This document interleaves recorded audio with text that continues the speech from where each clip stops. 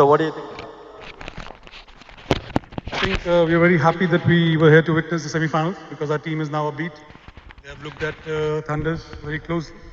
So we are ready. We are not complacent anymore, which we were, I think, but till yesterday. So yeah, we are on our toes and we'll do our best. You saw the 18th over by Chakri, right? What is it throwing at this point in time? Yeah, I think that was the master move from Gaurav, and I'm really happy he took that risk because Chakri in that time is a gamble, and 9 out of 10 times it will be a success. So he took that gamble and it won them the game. So it's a great risk taken, yes. Thank you, Rohit. Good luck with your game. Gaurav, it's been an amazing game, nail biting, just crossing the line over the last 10 balls. And you've spoken a lot. What is your strategy for now? Well, I was happy that I did not win the toss because we were confused what should we do. We were a bit tired by fielding. At the same time, we thought, okay, maybe we can bowl first in the same rhythm. So I'm happy Rohit won the toss. It's going to be an exciting game. Thrashers and Thunders have had close encounters, 1-1. Let's make it a good final. We'll try to give it our all, and we expect that Thrashers will bring their A game as well. We are looking forward to it. Thank you so much, Gaurav. So this is the amazing trophy that the teams are going to play. So as it stands, Rohit has won the toss and has elected to bowl first. Thank you, Rohit.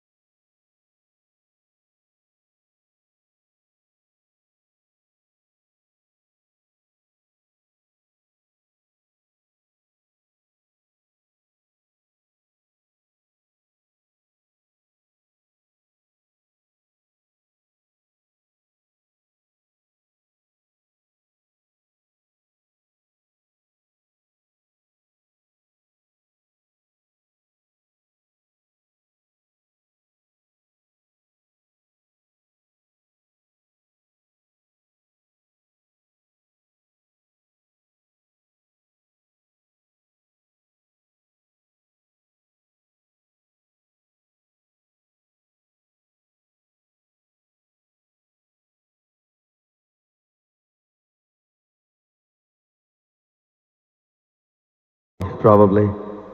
It's exciting to see Ajay coming in.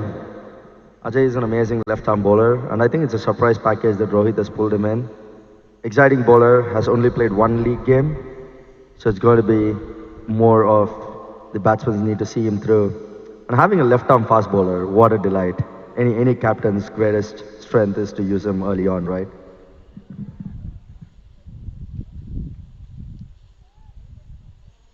Just about to get underway with the second over of the final of Quivive Premier League 2020, the first time this is happening, and it's an exciting tournament. I'd like to take a moment to thank our sponsors, SNS Bank and Sylphine Demon and Little India for sponsoring this amazing day. So we have made sure that the end that Ajay is going to bowl now is called the Quivive end, while the first over Rohit bowled in was the SNS Bank end. So the batsman has taken leg stump guard with just 2 runs on the first over. I hope they're going to take it one ball at a time. Ajay runs in.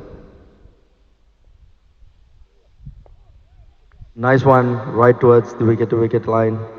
And excellent to see Maninder gliding it down towards backward point for a single. Kaushik is now back on strike. A tame start by the Thunders, uncharacteristic of them really. Both these batsmen are explosive throughout the tournament, and the Thrashers have done quite well to keep these two playing within themselves, and no big shots to speak of really so far. Well, hopefully this is going to be a different thing when Kaushik bats this one. On the strike, excellent bowling, ball slightly deceiving the batsman there. It's interesting to see Swapnil doing the keeping as well. Ashish was their primary keeper, but Swapnil has stepped up ever since Ashish was injured early on. I think it's a good strategy by Rohit. He's got a power-packed bowling in his lineup, and it's good to see the Thunders are respecting the bowlers early on.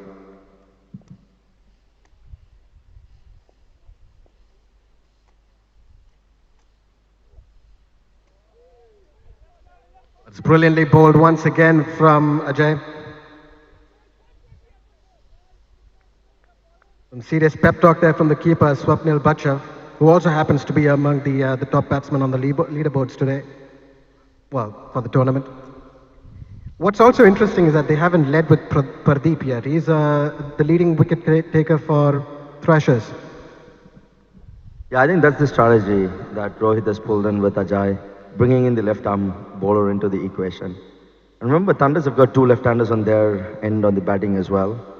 So it's good to see that the line has been really early caught on, no extras, keeping it very, very professional and keeping it really tight. Rohit is expecting some field change.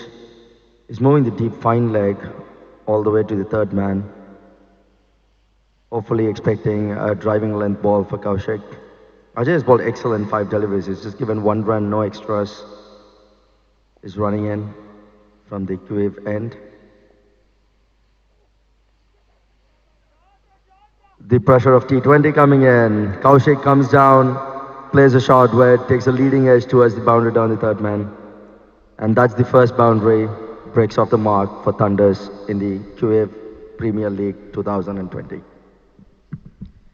Yes, he meant to pull that towards mid-wicket, but the rise and delivery just outside off stump managed to get a thick edge towards deep third man for that boundary. Runs at the board, it doesn't matter how you get them.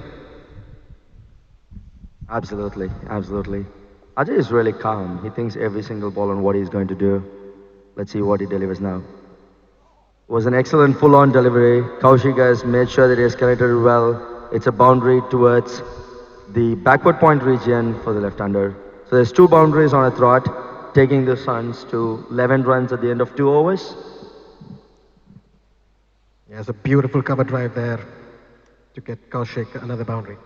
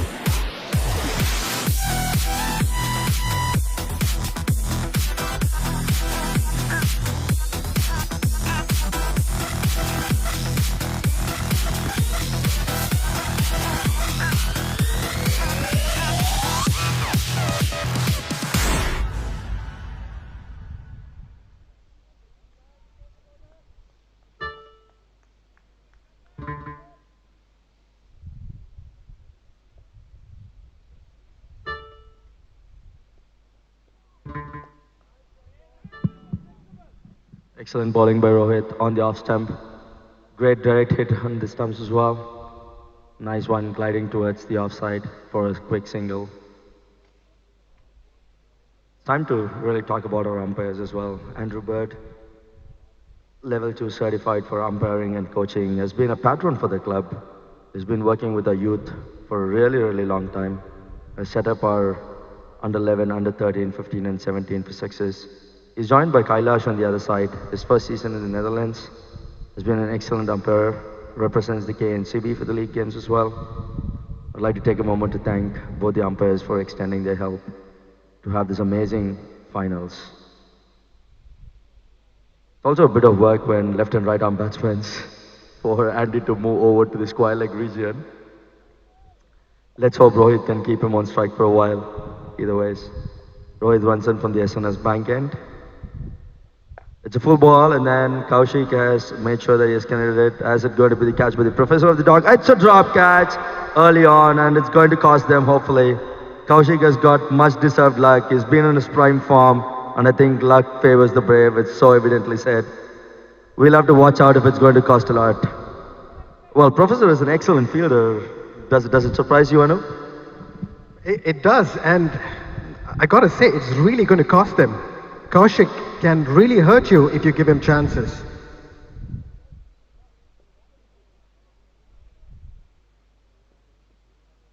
Brilliantly bowled by Rohit again, once again. 3 overs, and they've kept the Thunders relatively quiet and uncharacteristically so, and also a catch. The pressure's getting to them, and that drop catch, what could it mean for the game? Well, time will tell us. Is Kaushik going to capitalize on it? Is it possibly because of the tiresome legs that they have? And Thrashers are capitalizing. Let's hope. Rohit Hudson. Maninder has started respecting this over. He kind of understands that there's 10 runs that came out on the last over and he's just seeing through. It's an interesting field setup as well. They only have one fielder on the out, on the deep sweep towards the offside. You can see the energy in the field already. Rohit storms in. Oh, it's close. I think it's just a touch away from the reach of Maninder to clear, and it's also the exact region where Rohit is targeting the ball. It's good to see that both the batsmen are taking some time to discuss what their strategy is going to be. It's interesting bowling. Yes, the last ball of the over from Rohit, and Kaushik and Mani having a quick chat. They do need to stick around despite the discomfort so far.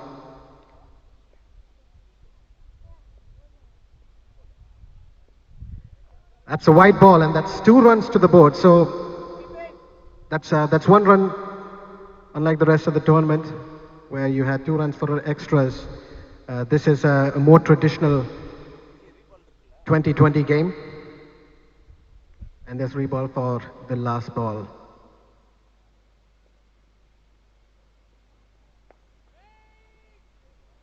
Looking for a cheeky single, but the Thrashers are giving nothing away. That's the end of the over, and it's 14 for no loss. 14 runs for 3 overs with Maninder and Kaushik on strike already tells how excellent the bowling has been. I think Rohit is going to take a lot of proudness out of this at this point in time to see that the 3 overs between these opening bowlers have only costed 14 runs. And it has already incurred 2 or 3 false shots, 1 drop catch. And it's really, really uncharacteristic to see how this game has been handled versus the way the Eliminators was played, right? The guys were on blitzcrank hitting. Ajay is going to bowl his second over, comes from the Quivive end. And also the weather gods have decided to change everything around. It was so overcast. It was wet fields for the first match, and now it's completely opposite. Ajay runs in hard. Oh, he is troubling Kaushik. He is definitely troubling Kaushik from the far end. Just making sure that there's that extra bounce, and the pace is something they haven't seen. And that's a very good strategy by Rohit to bring in Ajay into the finals while this team hasn't seen him at all. So they'll have to plan so much now for his rest of the couple overs that he has got.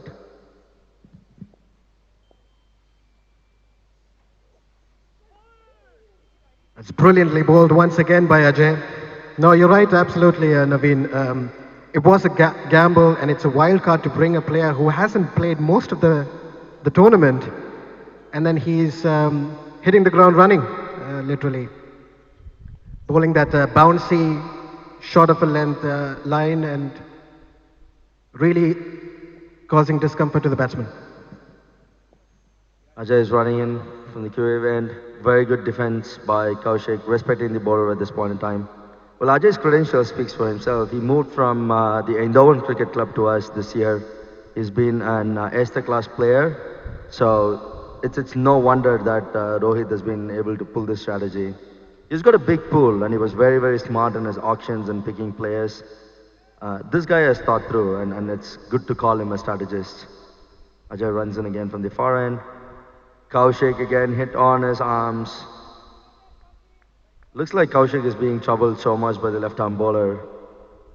You could already see the fielders chiming towards him, just making sure he is good. Probably time for a helmet. Good call there, Naveen. I wouldn't want to face that kind of bowling. But Kaushik has batted the entire the series, almost brushing the helmet away with his swashbuckling style of play. Ajay runs in. Kaushik was trying to play it on the offside, beaten for pace towards the keeper. And we've got our amazing Satya bringing in his drone. And he's got an amazing haircut as well. What's going on, Satya? You thought you were going to be on the camera as well for a long. Yeah, definitely. So I just went to the hairdresser today itself. You could see that. He's just making sure that he can get a date at the end of the day. Oh, nice to know that there's a glamour quotient increase suddenly thanks to Satya joining us. Beautiful stuff. That was a well-played shot from Kaushik, but straight to the fielder. The Thrashers are still not getting anything away, giving anything away to the Thunders. It's 14 for no loss after 4 overs. Well, that means it's a maiden. A maiden in T20 in and power play. Wow. Ajay is probably going to be one of the best bowlers at the end of this game. And he has bowled a maiden to Kaushik, who's got like 200 plus runs in the season so far. I think he's one of the top 3 batsmen to have scored the most number of sixes or boundaries as well. And the field setup has been amazing to Kaushik. The way they've placed Akash right for that shot, understandably. So this is great captaincy. From the SNS bank end, Rohit continues. It looks like they are going to bowl on a trot. This is the 3rd over for Rohit. Runs in hard. On the offside. Glided by Maninder. A bit of confusion between the batsmen for running down the wicket. Well fielded by Ajay and well backed up by Pardeep. It looks like somebody has to take the chances, and according to what I see, the job has been handed over to Kaushik to take his chances, while Maninder plays the long innings. Yes, 2 overs left for the power play to end. So six overs for the power play in the final. And the Thrashers have done really, really well, keeping a tight line and length, giving no extras away. And Maninder does seem to be taking the less risky road, while Kaushik's going after the bowling unsuccessfully so far. Rohit running in. Very well played by Kaushik, gliding one towards the 3rd man. Ajay pushes it through the keeper's swapnil, and that's 1 run. I think this is very sensible batting. They've kind of understood that they need to respect the good bowlers. Is it going to be a high-scoring game or not is questionable at this point in time. This wicket almost saw close to 370 runs in the first eliminators, just a few hours before. And now it's like 15 runs almost at the end of the power play, right? 5 overs. It's just 3 runs per over. Rohit is taking the ownership on him. Good to see. Charging in. Maninder is making sure that he's playing for the singles. It seems to be a bit of a strategy to make sure it's going to be played as singles for Rohit. 17 runs in 4.3 overs at a run rate of 3.78. The projected score is not looking very good. It's standing at 76 at the moment. And unless something gives in the next couple of overs, and the Thunder start seeing the ball better than they are currently able to get it away at the moment, it's going to be a low-scoring affair from where we see it. Rohit runs in. Kaushik kind of connected it. Has it been cleared? Yes, no, oh, that's a good fielding by Suresh coming down, saving the boundary right there, and a great throw towards the captain. It's just one run. And it's a really, really interesting team composition. I've been looking into the field and I see Rohit Kapoor on the point region as well. An excellent opening batsman. And again, he hasn't played the league matches at all. He's played like one league match, if I'm not wrong. And it's been a very good strategy to bring in some of the key players, well rested, managing the squad. Big applause to the way Rohit is doing it. Rohit running in now. It's been called wide. So Maninder's really, really strong on the offside. So I was surprised that it didn't hit his bat, but so rightly, it's been so wide down the off stump.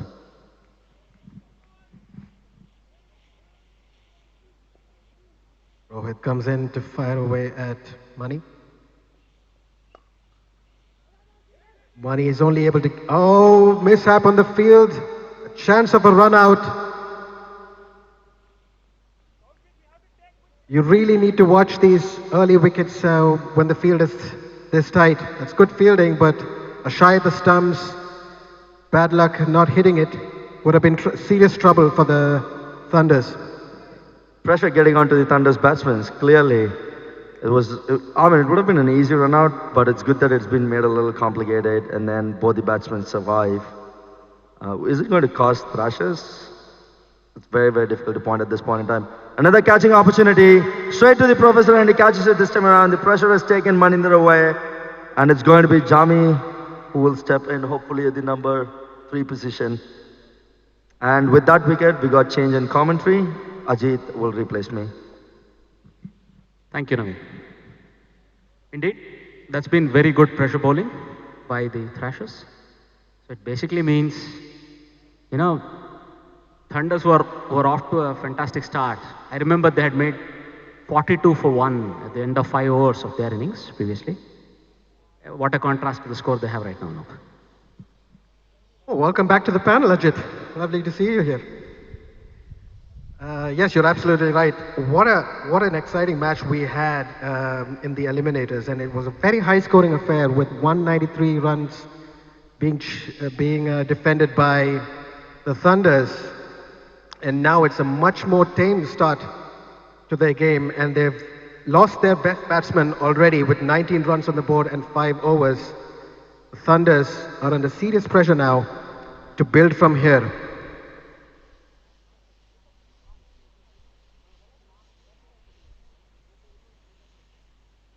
Richard has joined Kaushik in the middle now. He's had a very, very swashbuckling 47 in the last game, so he's also in form. And the Thunders still have Santosh, Arnav, Gaurav, and Murli, who is due to come in next. And that is a deep batting lineup, but they still have their work cut out for them. Indeed. So, the new guy Richard takes guard at the crease. Let's look at who the bowler is going to be. It's going to be Ajay to continue. Left arm quick from over the wicket.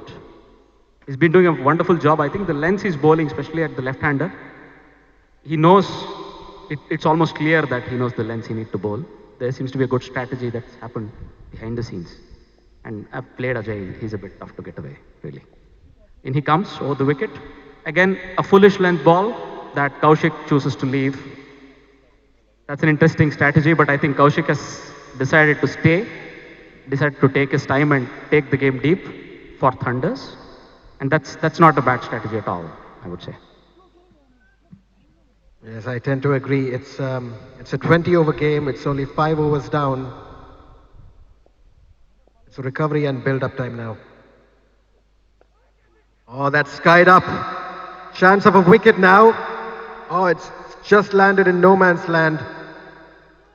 A little more effort might have gotten the fielder a bit more closer, but it lands safely to keep the Thunders' hopes alive with this pair. Indeed, that was a real steepler. It would not have been easy to take. And Rohit did his best.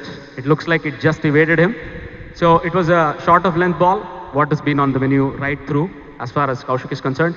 He tried to pull that off the front foot, and it took a leading edge, and the ball went straight up into the air, and the ball sort of landed where a traditional short mid-wicket would have been. So now Ajay continues to stay over the wicket to the right-hander, Richard. In comes Ajay. Running in, bounding in.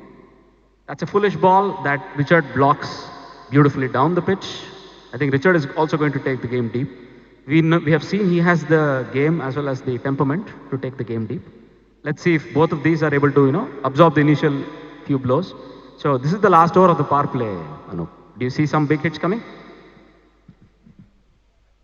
Well, Richard just stepped into the crease. That was his first ball he faced, and it's unlikely, but let's see what he does. Oh, he's gone for it. Played and missed. The Thrashers are really on top here, and Richard's talking to himself. He's done really well in this tournament. He's averaging 42.25 in this tournament at 169 runs in 8 innings. There must have been a few not outs in there, but very responsible batting, and he really knows how to pace his innings and step up his gears. Wide down leg, welcome runs for the Thunders. But no, back to Richard. He's always paced his innings very well, and it was uncharacteristic for him to go for that shot in his second ball. But at the same time, this is the final over of the power play. Indeed. In comes Ajay over the wicket. The ball is delivered foolish of length. Richard is unable to get it away. He was probably looking to aim it somewhere in the region of mid-wicket or cow corner. But yeah, it missed his stride. It hit the inside edge of his bat. There was no run scored of that ball. This looks to be really a good bowling attack. They have a good mixture. Somebody who can bowl left arm around at a good pace. And you have Rohit who swings the ball overall. So indeed, this is an interesting attack for the Thunders team to contend with. In comes Ajay over the wicket. And that's again another ball curving in, pitching outside leg for sure, but it was going to go hit the stumps. That was blocked down the pitch by Richard. That's the end of the over and the end of the power play. And Thunders are 21 for 1. They are a bit sedate, I mean. Absolutely, man. A run rate of less than 4 in power play. I got to give credit for absolutely amazing bowling by Rohit and Ajay. I think the strategies have played really, really well. The field setup has played really, really well. I'm sure Ajay was prepared for it for a really, really long time to go ahead and deliver a maiden against Kaushik. He's got all his laugh around when he comes down to the commentary end. It's going to be interesting to see who the other bowlers are going to be now that the 6 overs are done. Rohit is persisting with him. He's just making sure he's going to get the throat with him. There's a bit of discussion on who the bowler is going to be. And yes, Rohit is persisting with him. Great captaincy, great ownership. I think he owns the bat and the ball, right? He's just making sure that he leads by an example. Indeed. Look, it's tough for a swing bowler to come back later in the game. Rohit is primarily a fast bowler for sure, but he swings the ball very well. So this is a good move to bowl 4 of his overs at a trot at the top of the innings. In comes Rohit over the wicket. The ball is delivered and that's been cut fiercely, but wonderfully fielded by the fielder at traditional cover. Looks like it's Akash. It's Ashish. Okay, wonderful fielding there. He's definitely stopped a boundary. That was just a single. I think everything comes together for Thrashers at this point in time. Absolute great fielding by Ashish. It was an excellent shot by Kaushik. They're not just allowing him to break his shackles at all. And the runs on the board are clearly telling how good the bowling has been. It's going to be interesting to see what's the other things. Gaurav has sent in Richard. I was expecting Jami to be the one-down batsman. Well, I've been told apparently Jami took a bit of time to pad up, and that has sent Richard in position. It's going to be probably a better opportunity for Richard to go there and fire in. One of the best keepers that we have found this season. Rohit comes down. It's on the leg side. It was almost traveling to the boundary. Is it going to be chased down? And it stopped just before the boundary. Ashish has made sure that he has chased down, and it's a good throw towards Swapnil. Richard made sure all these deliveries were crossing the boundary not long ago. Do you think it's because of the sun showing up? Could be. Maybe they're very much used to the Dutch weather. Can't take the heat, the sun. But I would say it has something to do with the bowling as well. Rohit runs in to Richard on the leg side. Very well connected. Is it going to go to the boundary? That's an amazing boundary. Richard has made sure that he has got one outside the boundary lines when it was bowled on his leg stump. So that takes the score to 28 for 1 with 3 more balls to go on this over. It's interesting that after the power play, they've made sure that it's cleared. So our title sponsors, SNS, have given us an amazing trophy. And that's what the teams are playing for. Rohit runs in, one on the offside, edge to the keeper. Swapnil takes the catch, and Richard walks. This is getting interesting. It was a good boundary, the last over ball, and then wicket of the next one. With 2 more balls to go of this over, I hope Jami is paired up now.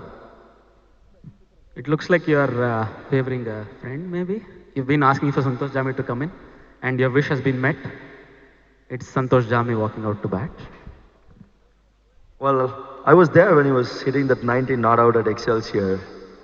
And I just want to make sure that he brings in his A game against excellent bowling opposition as well, right? It's going to be a delight to see the bat versus ball when Jami bats in. Yeah, I'm definitely rooting for him. Do you think you would be ending up rooting for Rohit on the other end? No, I'm trying to stay as neutral as possible. Nearly everybody on this field is a friend. But at this point in time, it's a good game of cricket. It's an engrossing game of cricket. I would definitely want that the Thunders get going so that we get an even contest. As far as I am concerned, that's really what I'm looking for. So, given the batting lineup that the Thrashers have, possibly a target of 140, 150 might be a good one. Considering there's been a slow start, we know that Thunders have the capacity to pick up the scoring rate. So whether it will happen now or it will happen a little later in the innings remains to be seen. So let's see. Rohit should be super excited. He's got a couple more deliveries to come. 28 for 2. Jami taking the strike. But I still wonder if dropping Kaushik is going to cost them. I think that will play on their minds. Rohit coming down. On the leg stump, Jami is making sure that he gets a quick single. Oh, a direct hit would have seen Kaushik away. It's a good effort by Ashish. It was a good running by Jami. On the other hand, it would have been so close to have seen Kaushik on the other side. It's paying off for the batsmen now. It hasn't hit the stumps yet. Ashish is one of their fittest fielders on the Thrashers side. And while that being said, they've got amazing field setup overall. And I think there's only one guy who competes always with fielding. It's just Takri. And he's the man with the golden arm on the last game. Yeah, indeed. Look, yeah, they've got their field placing right. They've got their fast-paced fielders as sweepers. They've got people who are very, very quick, with quick hands within the circle. You have a very competent keeper in Swapnil. So it looks like they've got their combination on the field right. I see some of the senior citizens hanging back, making sure they're staying out of the way. Nonetheless, this is going to be competitive. Kaushik takes strike as Rohit comes in around the wicket. That's a foolish ball, and Kaushik has cut that beautifully. Past point, but Suresh is very quick, and there's just a single. He's got the ball back to the keeper Swapnil in no time. One more ball by the looks of it. 2 quick singles. That's nice. It's going to see how the last ball is going to span up. We're joined by our amazing highest point bidder of the tournament, Abhishek. We'll soon be putting him in front of the camera after this over.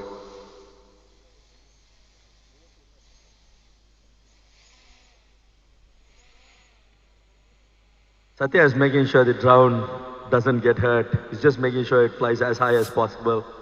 I guess he's expecting the drone to be hit.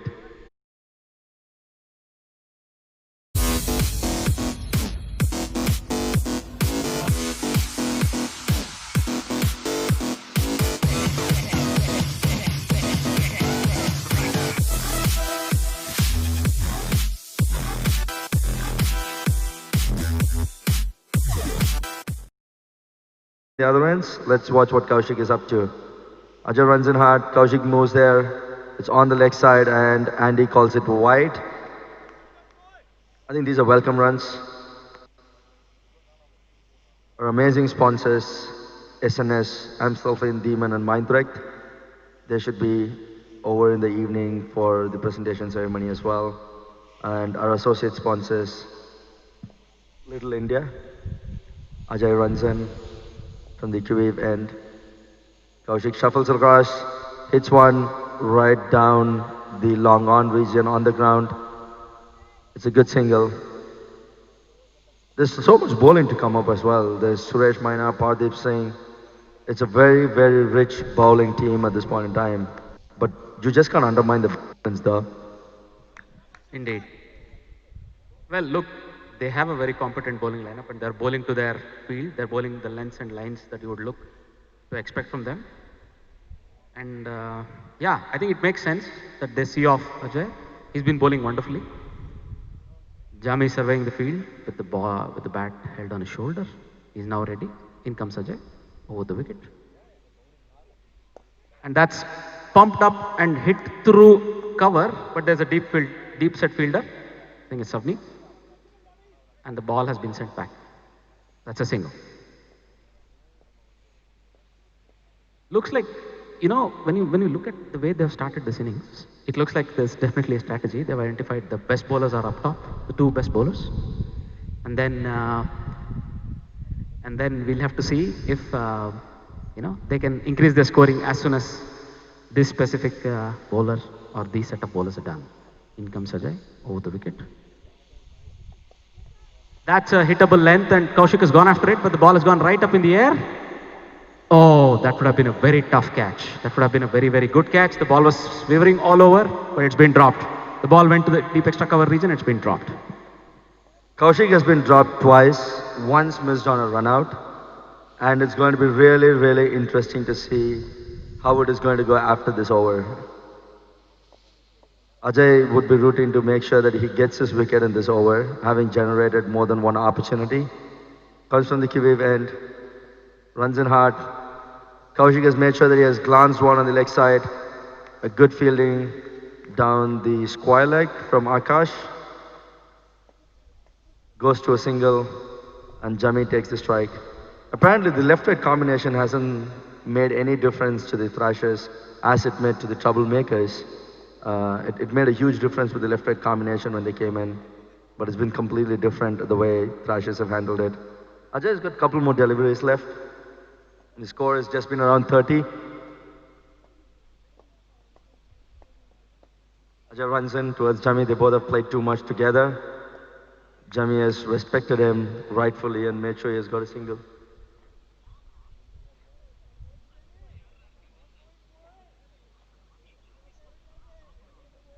So it's 30 runs for 2 wickets at the end of 7 overs. And then there's been 6 runs and there's 4 balls that they have bowled. Ajay runs in, he's got 2 more deliveries to finish off his quota of 4 overs. Jami has played down on the leg and has been quickly fielded by Jay. Jay is another interesting find this season. He has joined us for the first time. And he's playing cricket for the first time in the Netherlands as well. That's an exciting over. It's all over for 36 runs, 8 overs, and both the opening bowlers have finished their quota. Indeed. So, excellent spells, both by Rohit and Ajay. They have made sure that, you know, Thunders are only going at 4.5 to the over. It's been quite a contrast, but with both of these two bowlers having completed their spells, will Thunders now look to open their arms? We see Pardeep Singh marking his run-up. It's clear he'll be the guy that will be taking over from the other end. Let's just see if... all right.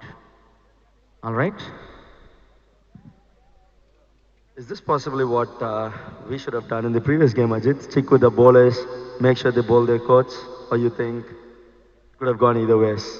No, I don't think it's that simple. I think it was a matter of moments that decided the game. It was so close. I would not put it at any big decision like that. Absolutely, absolutely. Your experience for the game shows up there, Ajit. Pardeep Singh comes running in. Kaushik is gone. There was a short ball trying to pull. There were so many catches dropped, and Swapnil makes sure that his gloves are in the one to do it this time. It's a great wicket, and the next batsman should be Murli replacing another left one. I think it's an excellent bowling effort, and I'm predicting a pretty low score at this point in time. Well, so does the score predictor on Quick Heroes. It's predicting a score of 90. And yeah, it remains to be seen. This is a big blow as far as Thunders are concerned. Kaushik had taken a few balls, but he had also gotten to 20. And I think it makes sense that, he would have carried on. That was an excellent sharp bumper to start off by Pardeep. It's taken Kaushik unawares. And that was almost an instinctive nick behind as he swung his bat. So one left-hander replacing another. Now it's Murali striding out to the crease. It looks like it's going to be the same service, a different bowler. So Pardeep has replaced right-handed Rohit from the SNS bank end. But we still find that it's the same service. Not a lot has changed. He's continued to put the pressure on, and with his very first delivery, he's taken a wicket. So we know we have Abhijit Avale to look forward to. We have Suresh Miana to look forward to. And a couple of other excellent bowlers. So let's see if Thunders can break free of these shackles and see if they can actually get scoring. So we have Murli, who's just taken a guard, ready to take a wicket, ready to take a few boundaries, I'm sure, not a wicket, as he surveys the field around him. And I'm a bit distracted, you might realize, and you might hear this droning sound as the drone is landing behind me.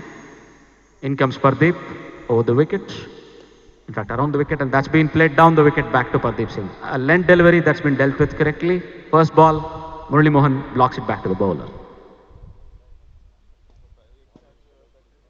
Now, Pardeep walks back, and it looks like the stumps are broken in the melee, and it's been set right by the umpire with non-striker Jami's help.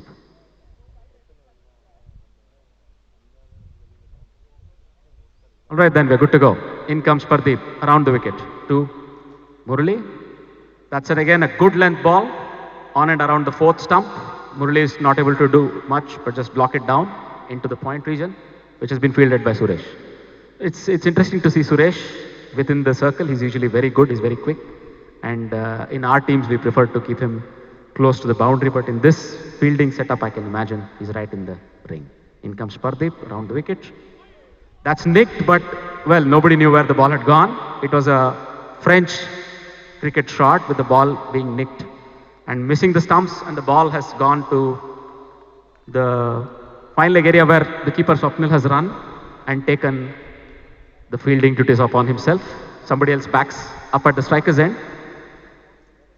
We are hearing a lot of support for Swapnil, his role, from his friends and teammates who are sitting outside. Very interesting to see. It looks like everybody is very enthusiastic about Swapnil's keeping. I wonder what he has to say himself.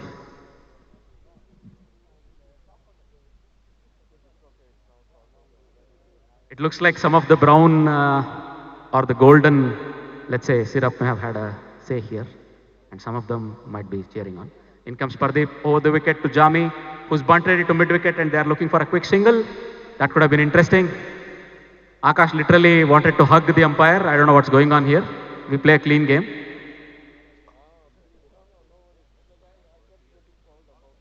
It's a choice. It looks like the umpire has to move is what I hear from one of our friends.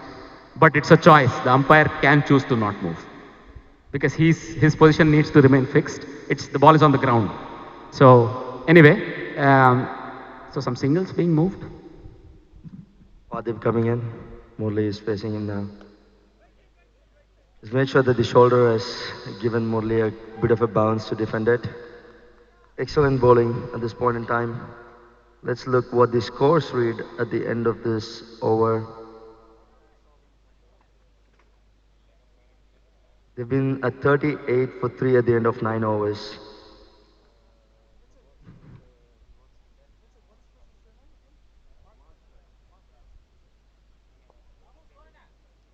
"38 for 3 at the end of 9 overs.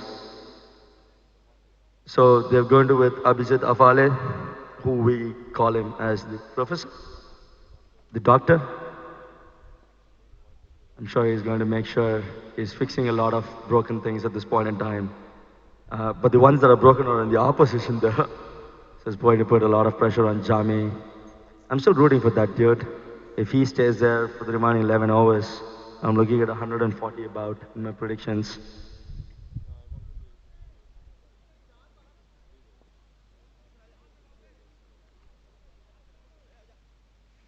Abhijit is getting warmed up. He's ensuring Ashish can get some catches right. Thanks, Prashant. Thanks for making sure that the sun is prevented. It's an amazing tournament. Thanks, Satya, for making sure your drones are flying all around.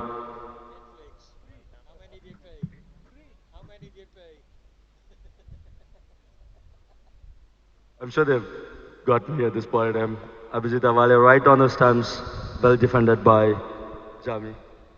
What a contrast to the weather conditions. In the morning, we were shivering. I remember I had 2 layers on, hoping it would get warmer, and now we have an umbrella out, and I'm wearing my cooling glasses as I come in. It's such a difference. It's Netherlands, and I'm sure we can see all 4 seasons on the same day. We've seen 2, rather we've seen 3. There's some rain in between. Now then, running in from over the wicket, in comes Abhijit. That was a foolish ball, and Jami has chanced his hands. Looks like he's cleared the game. He's cleared the boundary there. That's a 6. It's an amazing shot by Jami. I'm sure now people will be understanding why I've been rooting for him. I need to request Babu to show the cameras towards the amazing back and crew team as well. We've got Prashant, our prediction unit. Managing the streaming is absolutely delightful. I've been joined by Anup on the commentary. Ajit has been helping us with the commentary so far. And our amazing Satya with the greatest haircut that you can see in the summer, helping us with the drone. Abhijit has bowled one, and the form continues with the boundary on the backward point region by Jami. He's making sure that he's got 10 runs already in just 2 balls. Is this the start of the big innings? Is this the start of what we have been expecting, Anup? Well, it's starting to look very exciting towards the Thunders, and for a change, I'd like to think I had something to do with it. I just stepped onto the field, and suddenly it's raining 6s and boundaries. Well, remember, you were on the power play as well, so I don't know what to say at this point in time. Abhijit runs in, and a very good drive towards the long on region, towards Ashish to get that single. Sensible batting. He's got a 6 and a 4, 11 runs in 3 balls. He's just making sure he's on the other end, just making sure he can play through the innings. Jami is an exciting talent to watch, and it's a delight to watch him wherever you are in the ground. He's joined by Murli, who has been a little bit all over at the start of the season, but the way he played the Eliminators, he just set the tone for the success. Thank you, Maninder, for making sure we are covered as well. Maninder is putting on his camera lenses towards Prashant, me, and Anup. And to many people's wonder, there's umbrellas out for sun in the Dutch weather. I think this is super unusual of the Dutch weather itself.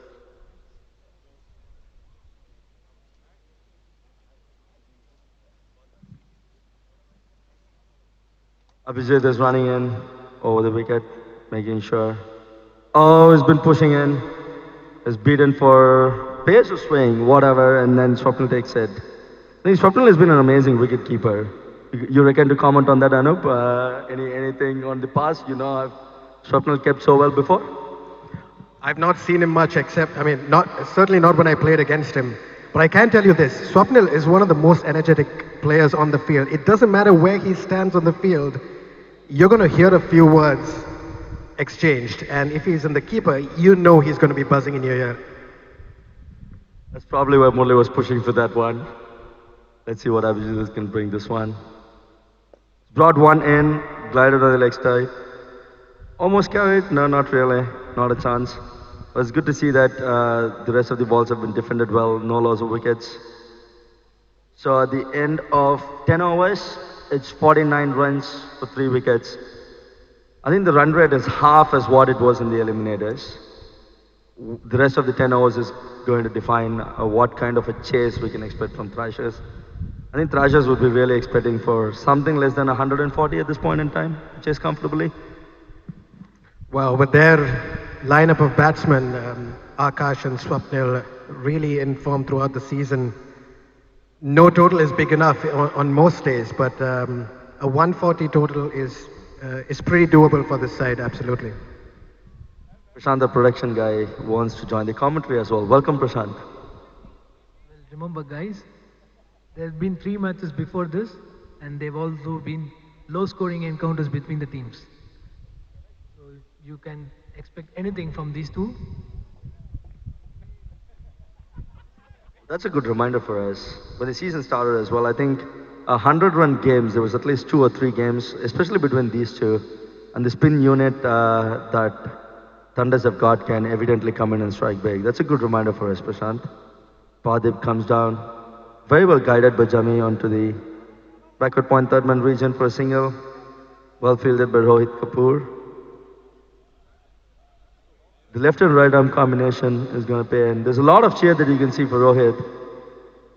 And they're cheering for their vice captain Rohit, unlike the captain of Thrashers Rohit. Started to become a common name. I wouldn't be surprised if next year Rohit picks up a team of 11 called Rohit.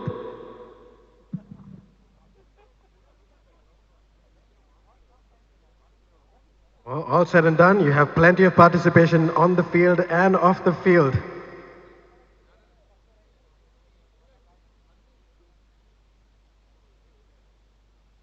Pardeep's run-up has been disrupted, and you can see the umpire doing the Hrithik Roshan dance of no contest.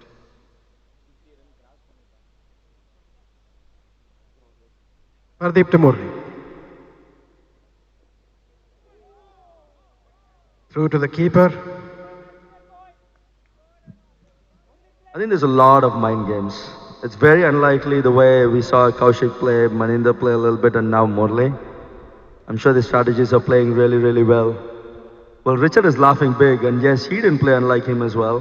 But a keeper's catch, something to remember, Richard, when you keep down the line for Swapnil as well. So Pardeep is making sure he's going to count. It's good strategy to see Rohit is just sticking to his main guns. Pardeep running in from the SNS bank end. Murli has made sure he's got a good connect on to the fine leg area, and then that's 1 run. They've got amazing bowling yet to come. Suresh hasn't even bowled yet. So it's going to be interesting to see how the bowling is going to span up for the rest of the overs. And the app that we use for scoring, Crick Heroes, and the tournament has exceeded 25,000 views so far, Anup. 25,000 viewers for a tournament that's happening in the Netherlands. It's definitely going and getting viewership outside the country for sure. That's a spectacular shot there from Jami right down to the deep end, and it's taken. Akash has taken this from deep, long on. Is that Ashish? That's Ashish. Really going after the ball this time and trying to get a move on after 10 overs. And it goes straight down Ashish Arora's throat. I was rooting big for Jami, big match player. Unfortunately, hasn't paid this time around. I think the ownership is more on Chakri and Murli. You can see a lot of running now from these two individuals that can come up. 53 runs, 4 wickets after 11 overs. I think that clearly paints the picture of who's been better so far between both the teams. Chakri comes in, he's an amazing runner. Yeah, he's going to have to step up the game for these last 10 overs. Do you think the fact that the Thunders had to spend a lot of their energy in the last game, and a spectacular game at that, against the TroubleMakers, has something to do with what you're seeing on the pitch today? Absolutely, absolutely. It's been tiresome, 20, 40 overs of games to be played. Just before the finals is a lot. And then the overhead was a lot different as well. And the way the wickets were playing were totally different. So it is a tiresome that you can see. And I think Thrashers deserve it. They topped the table so comfortably, knowing the regulations. And they didn't even play a couple of their big guns, which they waited until to play for finals. So I think Thrashers have kind of had the vision to do it at this point in time. Let's see what Pardeep can do. Chakri on the batting side. Chakri goes harder for it. Outside the off stamp, it's a dot.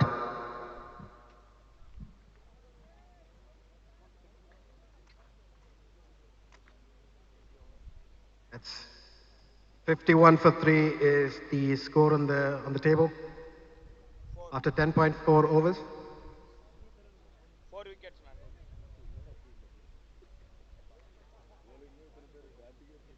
The end of 11 overs, excuse me. There's still some batting to come. There's Arnav, there is the captain Gaurav Sharma as well. Chakrapani Reddy, who is now on field, is known for his running between the wickets. He's a Jaunty Rhodes of the side. He can really push his running partners to get doubles out of singles, threes out of twos, and he gets the odd boundary as well. He can really inject some urgency into this innings when he gets going. And he's already tried to do that in this first couple of balls. Just needs to get his eye in a little more. Thank you, Anup. Abhijit will continue from the Quivive end with the number 14 on his back. He switched to around the wicket while bowling to the left-handed Murali. In comes Abhijit running in. That's a fullish length ball that's been placed to cover straight to the captain Rohit at extra cover. Murali has so far faced 9 balls for his 2 runs.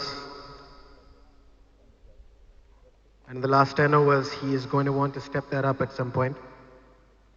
But he also needs to balance that with the more important role of staying there to the end. Guided down to short point for a single, for a quick one, a cheeky one, and Chakri has no problems getting to the other end with those quick feet. Ajit, where are my manners? I didn't even welcome you properly to the commentary box. Welcome. You brought the sun with you. Are you not already sick of it? Of the sun, you mean? Yeah, no? No. What's interesting is that when we were watching the first game, the Eliminators, it was a high-scoring affair, and it was the weather itself was a little more gloomy, although you had hints of the sun coming out. But now it's entirely sunny, but the game's a far more low-scoring affair so far. We had a photo bomber, Mr. Sagar, who's won the QPL trophy this year. We would like that he replace the trophy back in its location. Thank you. Indeed, he did a very good job opening the batting for his team, and their team was very unlucky, the Terminators, to have not made it to the Eliminators or the finals. In comes Abhijit over the wicket this time. The ball is pitched again, just short of length. Chakri is caught in between, neither able to go front nor back, and he's beaten by the ball.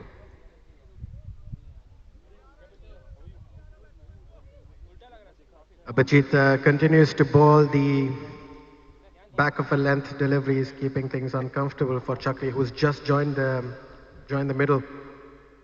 And he's tasked with getting a move on to this innings for the Thunders, who now stand at 52 for 4 in what is now the 12th over. 8 overs and 2 balls left to hopefully reach 100 and a bit more. Beaten once again, and this is brilliant bowling from Abhijit. He's causing some serious problems for the batsman here. There might be a hint of movement as well, despite it being past the 10 overs. What do you think? Indeed. See, Abhijit is a past master of swing. I've been playing him a couple of years already, and I can tell you, I don't know if the pace remains, the agility with the ball remains, and the guile remains. Another ball just on length, not a lot Chakri can do. He's blocked it to cover, and Rohit in his excitement has thrown, missing the keeper, but there's a good backup by Rohit, who's standing behind square leg. As I was telling you, if Abhijit hits his groove, it's very tough to get him for runs. He has to be hit out of his length. He's very much like a leg break bowler that way, and a veteran of the club, and a great servant of the club. So I think the Thrashers are strategizing. We can see whom to employ from one of the other ends, as Pardeep comes in, of course, and he's probably going to bowl the next over. And I'm sure Murali and Chakri are keeping the spirits up between themselves. They know it's a tough challenge that they're up against. But let's not forget that, Anu, in one of the games leading up to the finals, Thrashers were all out around 80. It can be done. So if there is enough of a score on the board, scoreboard pressure can be made to tell. So will this be one of those days, do you think? Well, they've certainly got the bowlers to back that performance up once again in the final. Gaurav is the captain of the Thunders, and he's been leading from the front on the wickets front. He's among the top wicket takers in the tournament, sitting at 7 wickets, if I remember right. It's wide down leg towards the left-hand batsman. Welcome runs in the form of extras for the Thunders. Interesting to see also the fall of wickets. Maninda went off at the fifth over with the score at 19.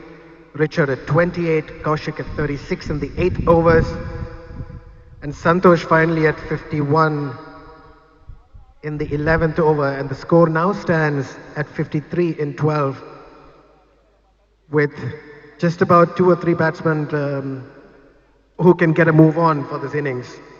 Score is at 54 for 4 in 12 overs at the moment. They need to get a move on.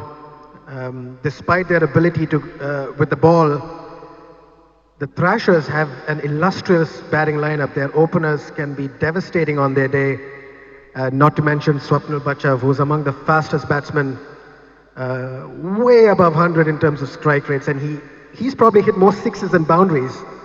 In fact, he has. I should look at the stats in a bit as well.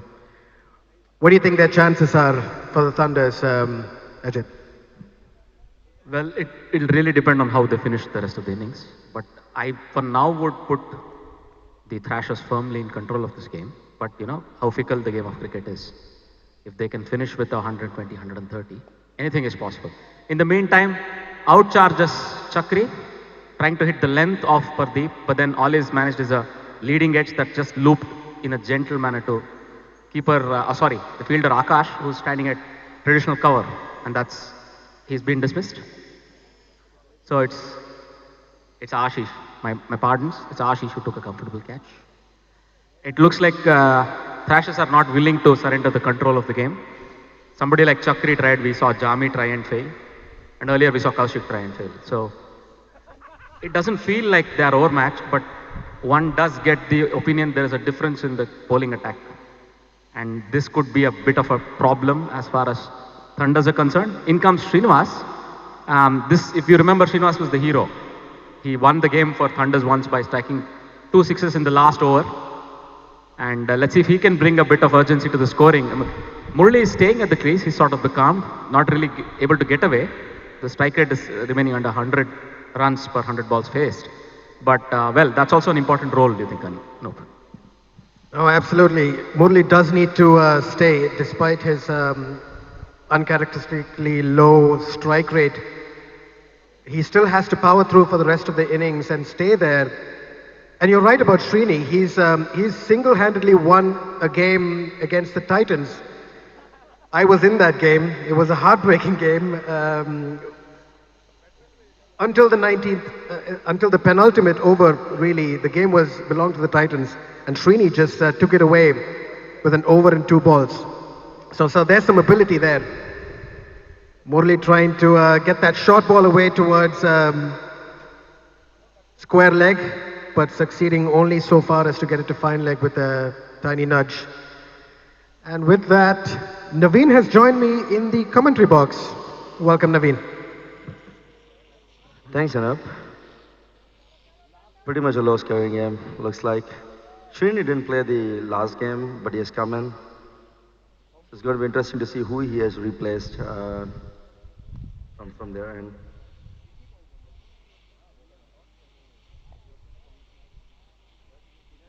Pardeep runs into Srini.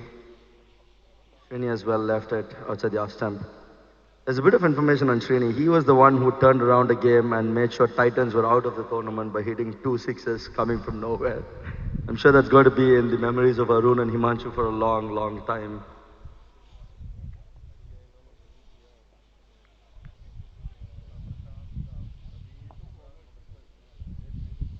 Another one by Pardeep. Goes for a flashy stroke by Srini on the offside. It's a boundary towards probably a backward point region still. Srini is making sure it's going to count on him. Prashant, can you kindly find out who is Srini replaced from the last game? At this point in time, the scores read as 59 for 5 at the end of 13 overs. They've lost half the side, and the ownership is now on Murli and Srini. So Murli needs to play a little bit of an anchor role as well.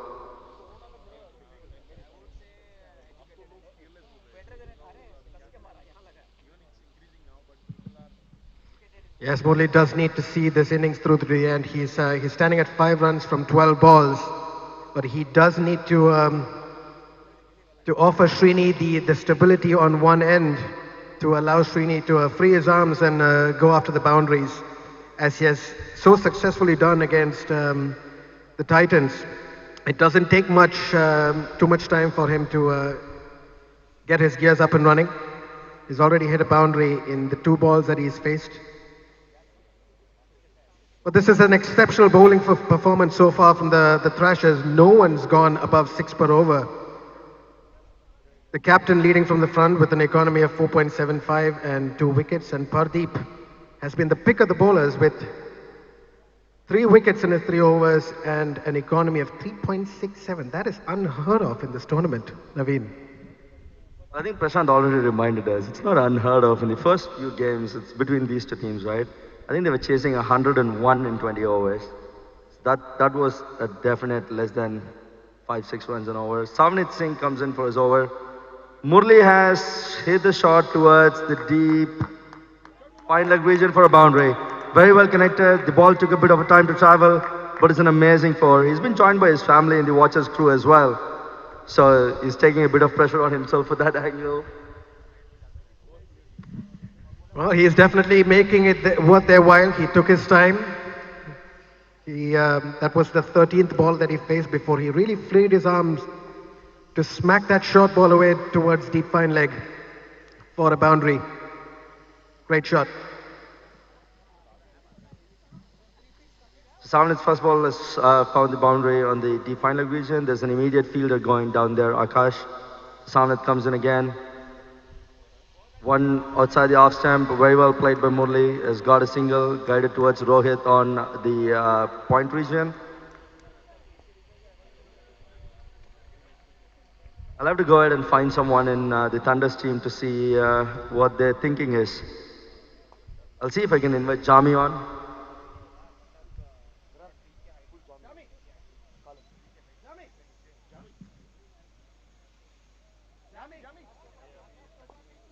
Srini is taking a bit of time. He's making sure that he's taking time against Savneet's bowling. We'll be shortly joined by Jami Santosh, one of the prime batsmen of Thunders. We'll quickly try and understand from him what is running on the team's mindsets at this point in time. Joined by Jami as Srini makes sure that he hits one straight down to the bowler. So how is the wicket playing, Jami? It was 194 runs last match, just a couple of hours before, and it's 60 for 5 now. What do you think?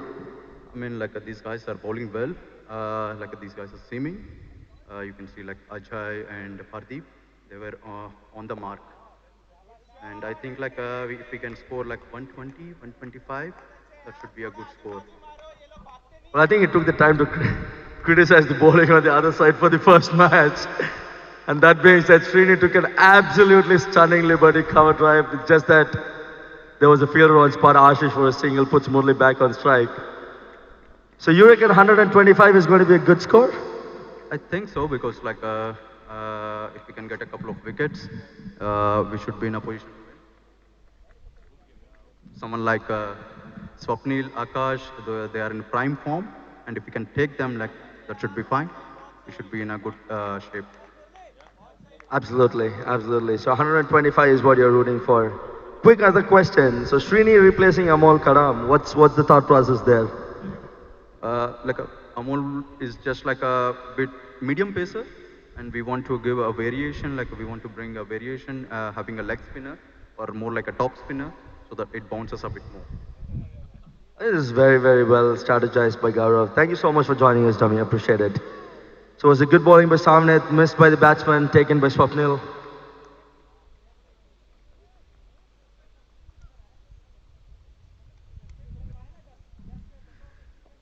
That's the end of the 14th over with the score at 66 for 5.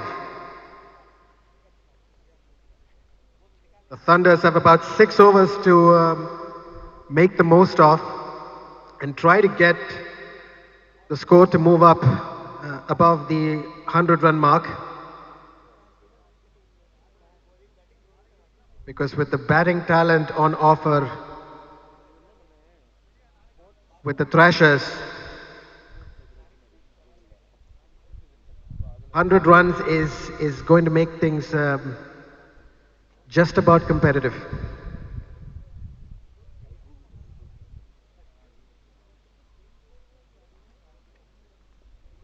Start of the 15th over and Pardeep continuing. He's got 3 wickets so far at an economy of 3.67. Murali facing him. And nudged away towards short mid-wicket where the captain Rohit Jump has no troubles keeping the score to just 1 run added to the total.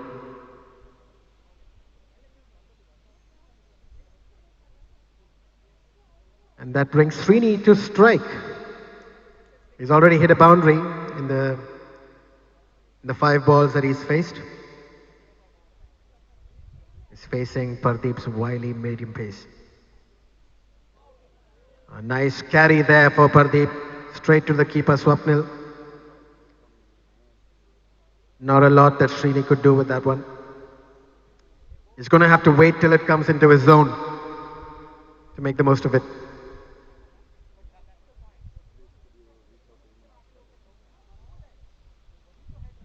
Pardeep running in with Srini taking the strike. Srini runs down the line, he's hit one high, and it is taken by Rohit. Fantastic catch, excellent field positions. I'm sure Rohit is making sure another Rohit is being seen. There's a lot of cheer coming in from the Zomis watching the game there, and they're rooting for their vice captain Rohit Kapoor. Puts in an young lad in a really, really good spot. Arav runs in. And this is one of the situations where I really want the young lads to go there, stand around and prove there. It's a very good opportunity for Ara. What do you think, Anup? No, absolutely. He's an extremely promising talent for Quivive and also for the Dutch Lions. He's made it to the Dutch Lions squad in the past year, and this tournament he's been outstanding with both ball and bat. He's coming into a crunch situation, facing a lot of pressure as the Thunders try to make the most of the remaining 5.3 overs to try and inch their score towards 100. Murali continues to be the batsman that the rest of the team has to revolve around. Let's see if the Thrashers can bring this to a quick end. 67 runs, 6 wickets, 14 overs and 3 balls bowled. Pardeep runs in hard against Murali now. Murali is making sure the ball is being left on the leg stump, and that's a wide called. Well, as Jami rightly said, I think the bowling speaks for itself. The way Ajay started it with Rohit, the captain, set them up for really good success. And then the bowlers have pretty much capitalized. The way Pardeep has bowled in, the way Savneet has bowled in, it has made increasingly difficult for the way, and the bounce that they've used, they know that they can bowl 2 bounces, the new T20 rules, and they're using both those bounces. And that was something that the previous game we did not see a lot happening. And also now that the sun has made sure that there's enough dryness in the wicket, it's putting a lot of ease to the bowlers. Pardeep running in again from the SNS Bank end. Murali has batted excellent, and it's a drop catch. Unfortunately, Ashish wasn't able to pick up on the point region for that one. I'm sure Murali should be thrilled. It's kind of a mix-up, right? They've missed ample catches, but it's just that there's not been enough capitalization on it. No, absolutely. That seemed like a regulation catch as well, and there might have been a hint of a chance with the ball popping up, but he just couldn't hold on to it. Murali really needs to capitalize on this, and I want to say hi to my friend Rohini, who's joined. This is that it didn't stick in Abhijit Avale's hand at the boundary there. 2 runs added to the total. It's been Abhijit's standards. I think the expectations are very, very high on the actor coming along as well, and he's played so much down this season. Savnet runs in, Murli takes the strike on. Murli has made sure that he has played it really well, but the fielders have made sure that there are sweepers on the leg stump to cover and throw it around. I'm sure Swapnil is enjoying his new role of wicket keeping. So we are back on streaming. We've made sure that the technical issues are fixed. Thanks Prashant and Ajit. So as it stands now, at the end of 15 overs and 4 balls, we've got 74 runs for the loss of 6 wickets. And Savnet Singh is going to bowl in. There's a bit of discussion between Murli and Arav. The experienced lad making sure the younger one has got some enough information to make sure that he can take the rest of the couple of deliveries through. Super excited for this lad. 17 years old, has been already playing some of the biggest things that he could. Samnet straight there, and it's an amazing shot the way it was played. Ashish is taking his stride to cover in, a good throw towards the bowler. Is it going to cost them one more? No, very well backed up. Good batting by Arav. I mean, you've seen Arav for the last couple of years, haven't you? What do you think about the way he has changed? He's definitely grown in stature, definitely in terms of skill and ability and his game sense. The more he plays at the top level, and also this tournament along with all the seniors that he can play with, there's a lot in terms of maturity that he's picking up on, especially with in the 40-over games, and how to pace yourself, whether it's in bowling or batting. This level of game sense is something not a lot of youngsters are able to get or get trained on and capitalize on, and he's making the most of his opportunity. Very exciting talent. There's a bit of confusion on the field. We're waiting for the umpire signal to make sure what's happening. So the umpire has called it as a no ball for the ball pitching outside on the grass, and he has signaled a free hit, and it's been reversed at this point in time by Andy, and he has called it as a wide. So it's a wide delivery, and it's not a free hit, so the field can change. And Savnet is trying to come in and bowl the last ball of this over. Murli is taking strike from the Quivive end. Very well glanced on the leg side. It's a delight to watch Murli when he goes on. Has got a lot of credentials, has played at really highest levels for Tamil Nadu back in India, and has been in the Netherlands cricket for a couple of years for our club as well. Opening batsman for most of the league games, and also the future vice captain of Team 3, more like. Yes, very exciting talent there, Murli. He's got a very wristy style of batting. With the score at 77 for 6 after 16 overs, we are now waiting for a message from the sponsor.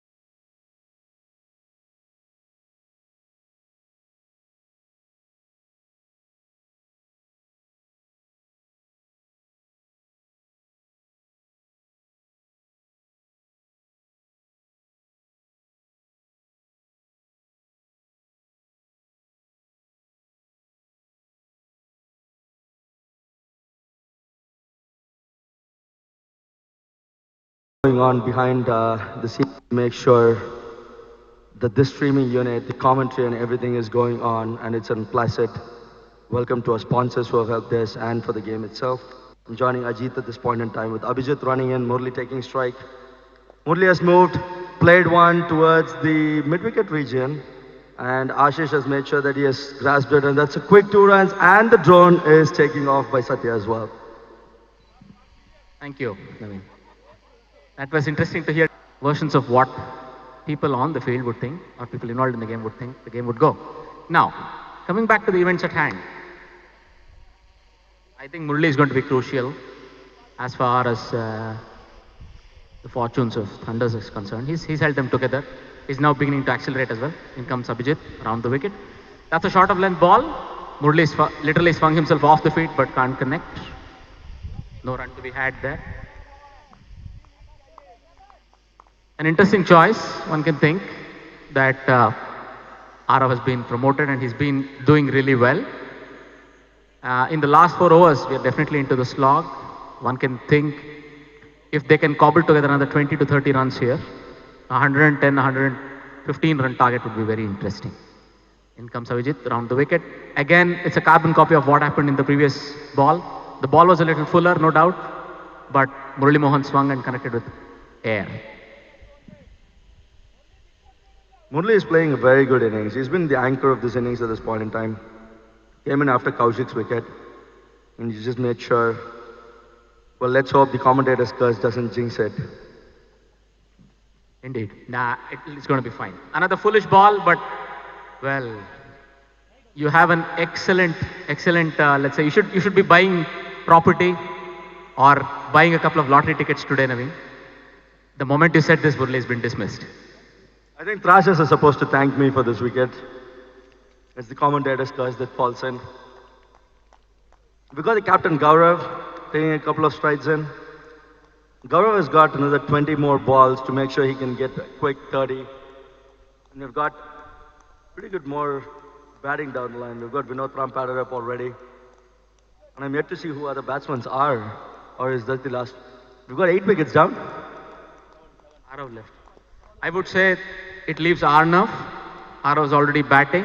Gaurav has gone in to join him. It leaves, I think, Vinod Ram and Arnav to follow.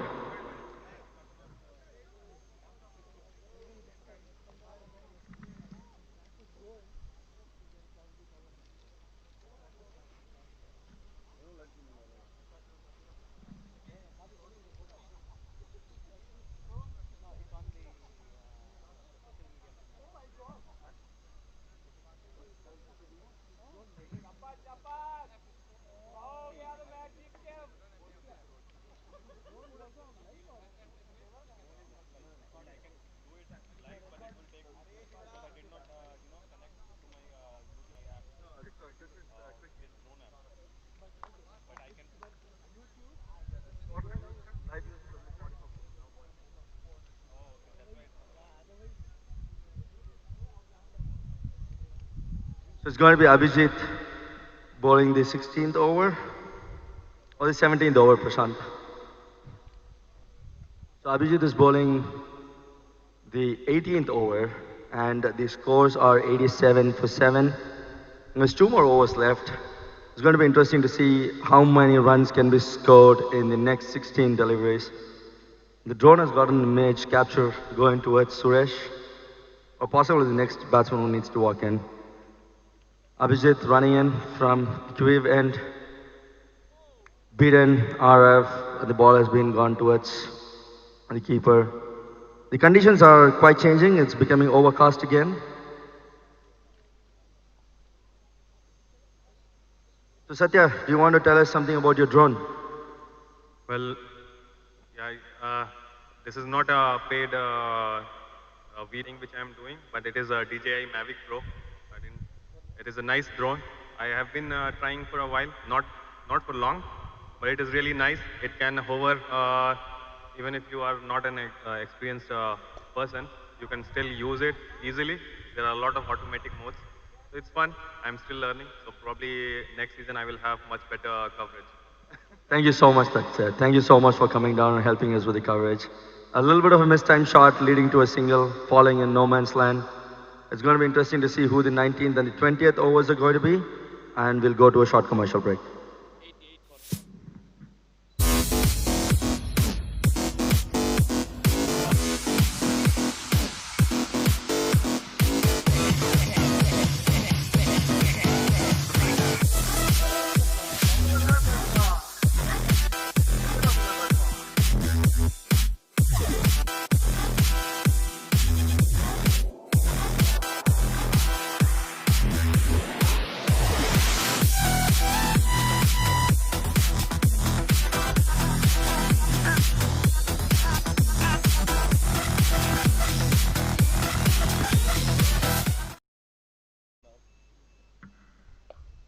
So Suresh coming in from the SNS bank end, and Padip is chasing the ball. It falls almost in the no man's land, a mistimed shot. I've been joined by Babu, our amazing scorer, and we're going to do a little bit of South Indian language as well, just keeping the diversity going on. No, Babu, scoring line to go. ஸ்கோரிங்லாம் செம்மையாக போய்கிட்டு இருக்கு. First Balu catch miss ஆ. So second ball வந்துட்டு Suresh ready ஆகிட்டு இருக்காரு பந்து போடுறதுக்காண்டி. So wait பண்ணலாம் என்ன பண்ணுறாரு பார்க்குறதுக்காண்டி. ஸோ சுரேஷ் ஓடி வர்றாரு.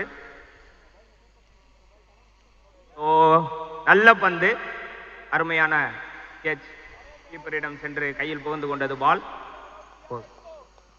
பாபுவோட தமிழை பார்த்தீங்கன்னாலே தெரியும், ரொம்ப தூய தமிழை கொஞ்சம் ட்ரை பண்ணுவார், ஆனால் வராது பையனுக்கு. நன்றி Babu, thanks for the help. Yeah, the ball missed Gaurav's and then it went straight towards Swapnil. It happened a few times. A good shot down the long off for a quick single by Gaurav and puts Arav on strike again.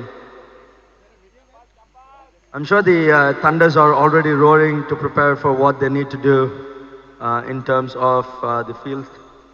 I've been joined by Ajit after all the drama that we have with the drones. In comes Suresh over the wicket. That's a length ball, and this time, that looked like it was a nick, but it slipped out of Swapnil's grasp, and they managed to take a run. So Arav gets a life, and it went off the bat. That looked like a nick from here. That was unlucky. I think Suresh is generating the chances. Somehow they're not going to hand. Another one, I'm sure, is coming over the wicket. That's another length ball, a pacey one. Gaurav, who went out of his crease to try and hit it out, missed it. A dot ball from Thunders. They would not be happy about it. They would want to take as many singles as possible, not go for the big hits. Even 110, 115 would make it very competitive. There is a bit of history between these two teams, as we've already spoken. In comes Suresh over the wicket. That's a length ball that he's bunted it up, and a valiant effort from Rohit has not been able to stop the ball, and they've taken a single. What remains to be seen, if Rohit is okay. He looks a bit dazed on the ground. No, all right, it looks like a bit more of a disappointment rather than that's good to see.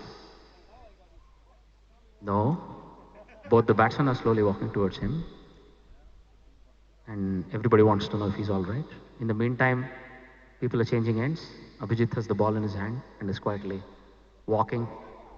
Take on.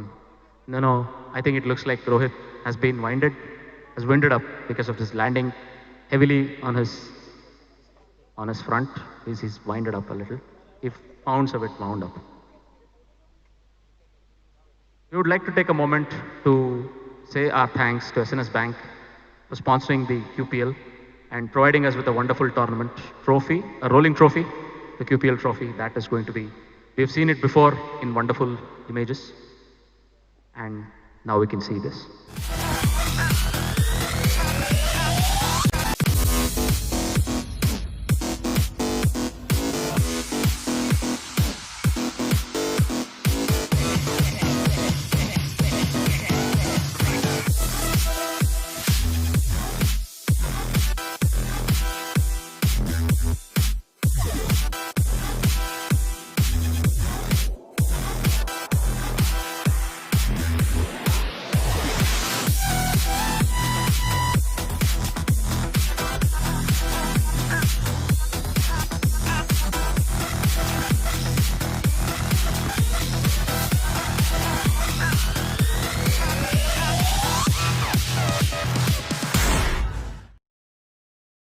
Now we are entering the final over of the Thunder's innings. And Abhijit Avale is holding the ball in readiness, in anticipation of his field getting ready. The boundaries are now occupied at long on, long off, cover and deep cover as well. Last over with the score standing at 92 runs for 7 wickets. Abhijit running in to face Gaurav. It's a play to missed. Uncomfortable back of the length bowling from Abhijit. He's managed to beat Gaurav once again. This is exceptional bowling performance from the Thrashers. They've kept them tight throughout the innings against a team that has scored the maximum number of boundaries and sixes throughout this tournament. Abhijit coming in to fire away at Gaurav. Gaurav manages to get a hold of it, but not quite. He manages to drive it towards long off. And I'm joined by Ajit on the commentary box. What do you reckon, Ajit? Can we get past 100? Yeah, it's going to be an interesting one. 4 balls, 7 runs looks possible. We have Arav on strike. I think, yeah, let's see if they're able to get Abhijit away. In comes Abhijit over the wicket. That's again the same uncomfortable back of length. Nobody's looking to play him off the back foot. And no, it's looks a bit tough given that they are having but a round target of 100 would be a good thing, right? It'll make it interesting. Nonetheless, given that there are 3 balls left, Thunders will want as much as possible. They have the right man on strike. They have Gaurav back on strike. All right then, right at the top of his mark, stunning red shoes, number 14, Mr. Abhijit is running in. In he comes over the wicket. The ball is delivered back of length, and indeed, who's taken guard from slightly outside leg stump is unable to reach this ball, which is at the very edge of the allowed area for a bowler to operate on. Yes, Abhijit continues to keep it tight. The captain has 2 more balls to get the most out of for his team in the first innings of the Quivive Premier League final. And Gaurav latches on to that one. It'll be tough to get a 2 out of that. Chance of a missed field, but safely in the arms of Swapnil at keeper in the end. That was uncomfortably played towards long on by Gaurav for a single, and that brings young Arav to strike. And he's been in this situation in far too many times for a youngster, and that builds character over the long run, I suppose. And this is a promising talent facing the crunch period of this innings. Final delivery of the first innings of the final. In comes Abhijit over the wicket. Again, back of length, and that's beaten. Not a lot could be done with that by Arav. And that ends the innings at 95 for 7. And as we had predicted, they have not managed to cross the 100-run mark. Nonetheless, the target for Thrashers to take the inaugural Quivive Premier League has been decided. There are no more suspenses to be resolved. Thrashers require 96 to take this trophy. What do you think, Anup? Where do you think the chances stand? Well, the game stands fairly poised in favor of the Thrashers. They've got an exceptional batting lineup, with Arsh being a swashbuckling batsman for them throughout the tournament. They've got Swapnil at 1 down. It'll be interesting to see if he comes up at the order. There's no reason for that to happen as well.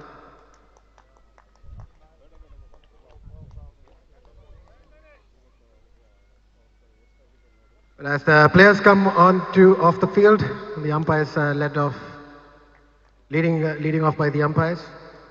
We're going to come back after a short break and speak to some of the players.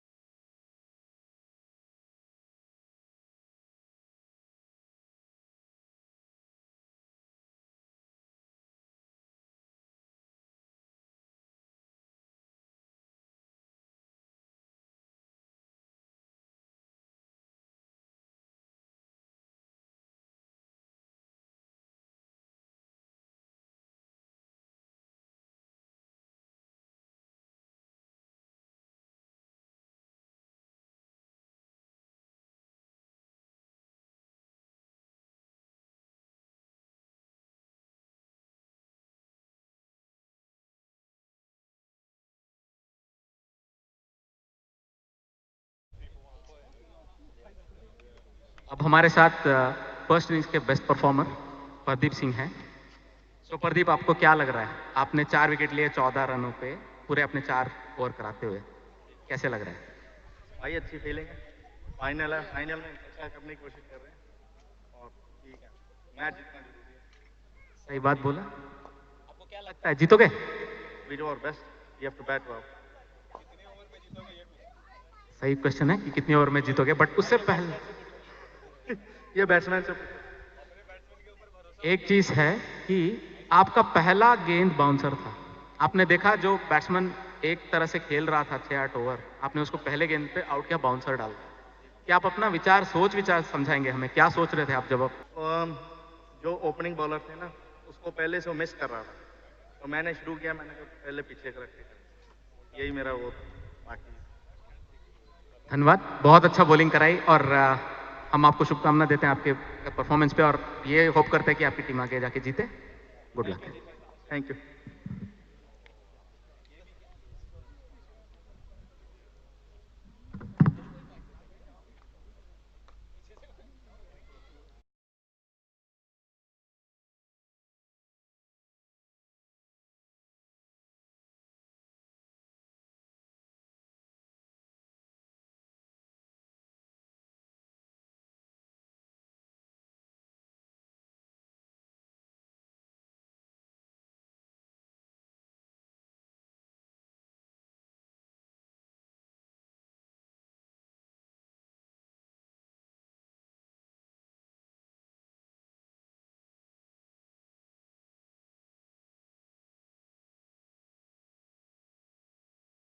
Rohit, congratulations on an excellent bowling performance. Your team has done very well to restrict the Thunders to 95 for 7. Very well done. Your thoughts on the team's performance? I think we brought our best out today in the bowling unit. We have been very complacent in the last 2-3 matches, but the team realized that this was the finale, so they put their best foot forward, so which I liked. The key was not giving too many extras and not missing too many catches. Although we missed few in the beginning, but we caught up well. So Thunders were fresh out of an exceptional 190 plus win against the TroubleMakers in the finals, and they had the best batsman in the series as well. They had Mani and Kaushik opening. Mani is 300 plus runs, and Kaushik's not too far away, just above 200 as well. What was your? And you had some interesting new changes in the bowling lineup as well. What was your game plan when coming into the game?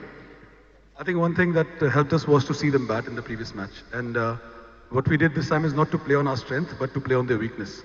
So we made sure that we are not giving balls to Maninder on his arc and not giving too many full deliveries to Kaushik. And our target was 3 main batsmen like Kaushik, Maninder and Richard. We really wanted to pressurize them. And we succeeded. It was our day on the field in the bowling. But let's see, I think we have a job to complete. And we will. But yeah, that was our game plan against them. Brilliant stuff. Your bowlers in general did a wonderful job. Almost all of them are averaging at economy of 4 or below, and just one above 7. You yourself had 2 wickets of 19 runs in 4 overs. Pleased with yourself? Actually, very happy. Of course, there's pressure when you're opening the bowling for a team and you're a captain. Expectations are higher. But I know that when I get a new ball, I can move it both ways, so I can restrict them if not take wickets. And if you restrict them, normally somebody gets frustrated and gives his wicket out. So that's what I did, and that's what I was targeting. Last question. Now I'm sure you're getting ready to get back onto the field. You have your batting ready to be primed as well. Any thought on approaching this 95 target? Will you be opening the batting today? No, I think for T20 we have a set opening pair, Rohit Kapoor. So Rohit is opening, but not me. Rohit Kapoor and Akash will open. Our game plan is simple. We are not changing our game. Beat 95 or beat 195. We just play a natural game. That's our team's way of playing. So I think we will not change the game for the total. And if there is a hiccup in the beginning, we'll be there to support then. Well, good luck for the second half of this innings. Well played so far. Good stuff. Well done. Well, that's it from the captain of the Thrashers side, and we are now in about 15 minutes. We'll be ready for the second innings. And once again, we want to give a sign of gratitude to SNS, our sponsors, who've made it possible to bring this final live to you. And we are now going into messages.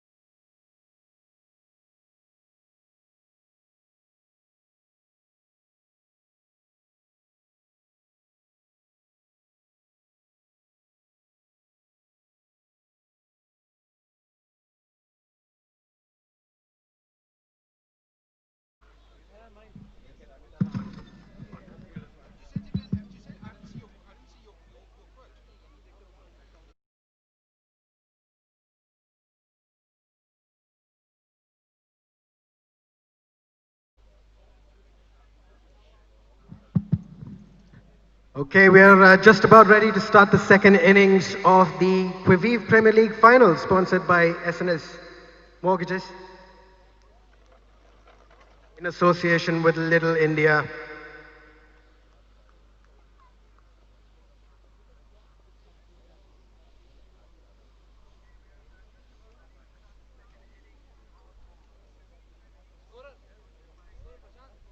And the captain, Gaurav, is going to lead from the front to bowl the first over.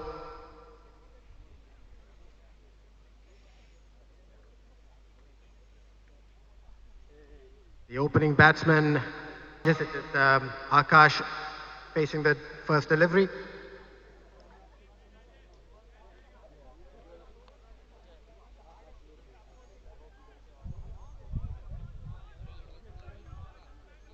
The score that the Thrashers are chasing is 95 for 7 from 20 overs.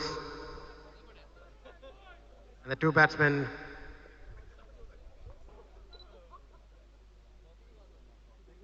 are Rohit and Akash. Oh, that's a nasty bouncy delivery from Gaurav first up.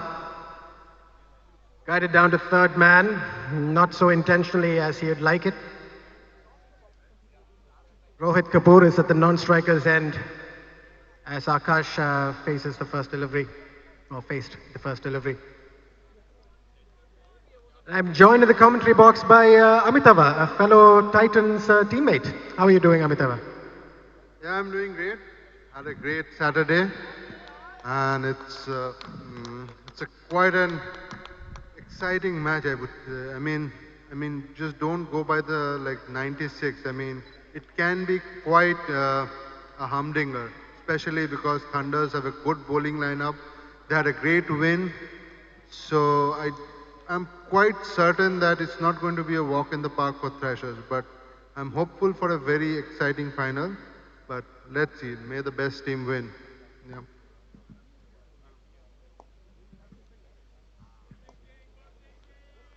Absolutely. I think words well spoken really about the scoreline there. 95 for 7 is not necessarily a dying score. This is the team with a bowling lineup that has successfully kept teams under 80 in the past. Gaurav is among the leading bowlers. He's featured on the leaderboards for the entire tournament as well. He's a very shrewd captain. He's always thinking about his bowling lineup and how to marshal them, bringing in the right type of attack at the right time. No runs given away so far in the first 3 deliveries of the second innings of this QPL final. Gaurav walking in to face Akash. That's wrapped him on the pads, and it's a very good shout there from the captain. He's already causing some discomfort to Akash, who's been the standout batsman for Thrashers this series.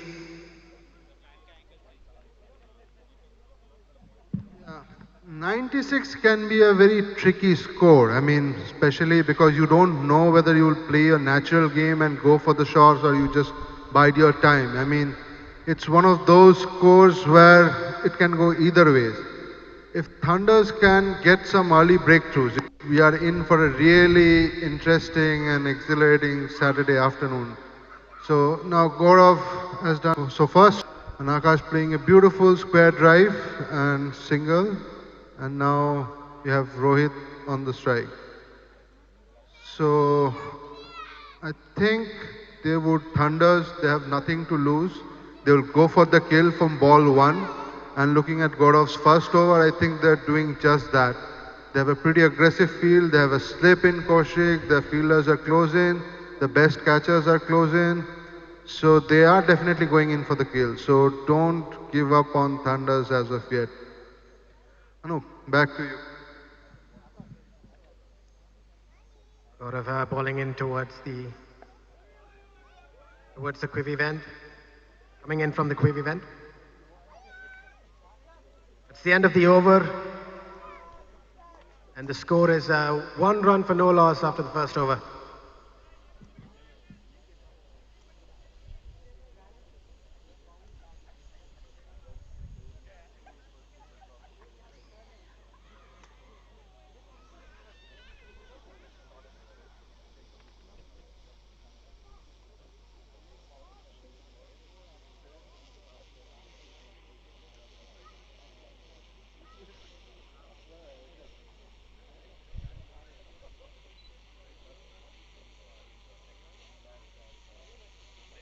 So we are stepping into the second over of the innings, and it's young Arav who's stepping up to bowl.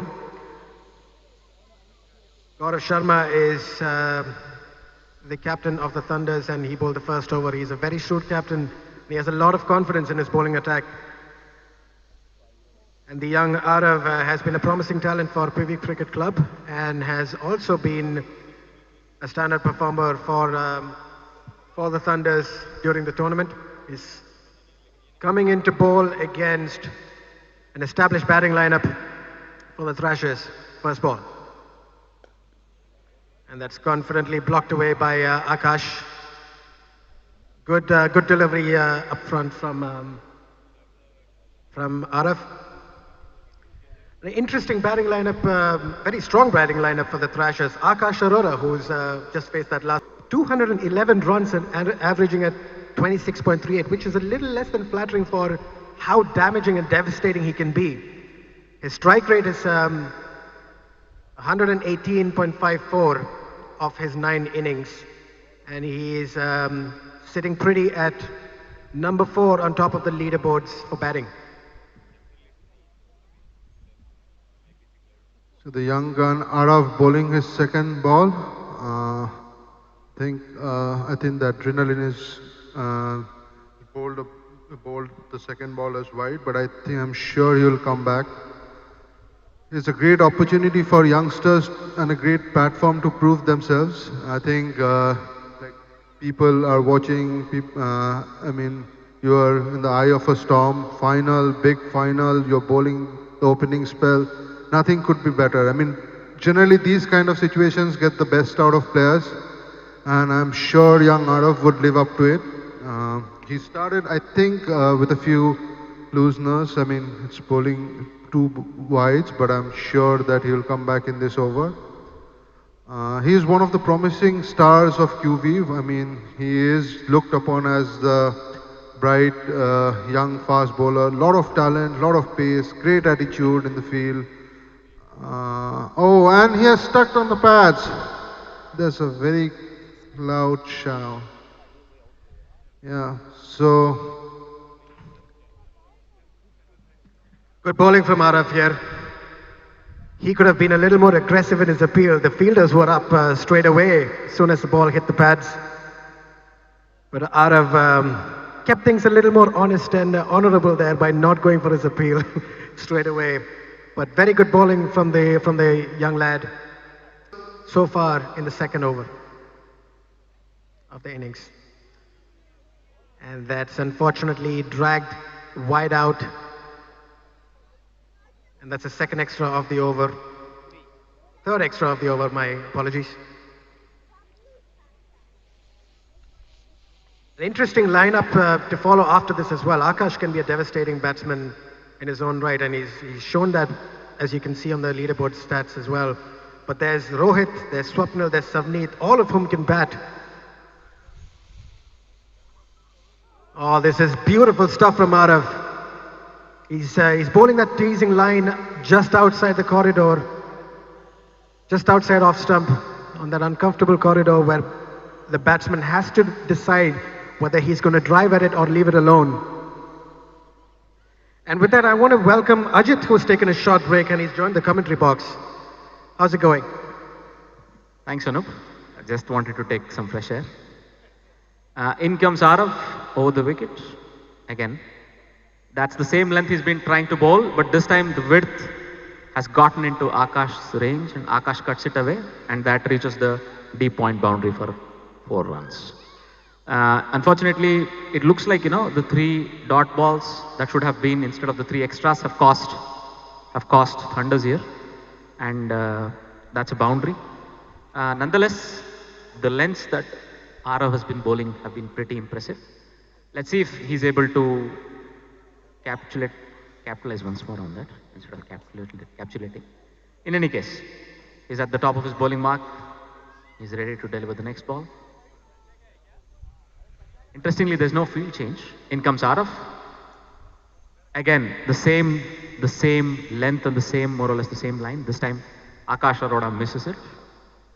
Battle that we can notice with, Akash Arora working on his cut and Arav persisting on the same lines and lengths. This is a fairly sedate start, it must be said. But they usually do this. Thrashers take their time, they take 4 to 5 overs. I felt it firsthand when from Titans I was playing against them. In comes Arav. That looks like a very close call. But Andy Bedar, very experienced post-class umpire, is clear that was not out. That finishes the over, and that's just 8 runs from 2 overs, but they have not had any losses. Gaurav Sharma seems to be walking back to take over the bowling duties. Let's hear a couple of words.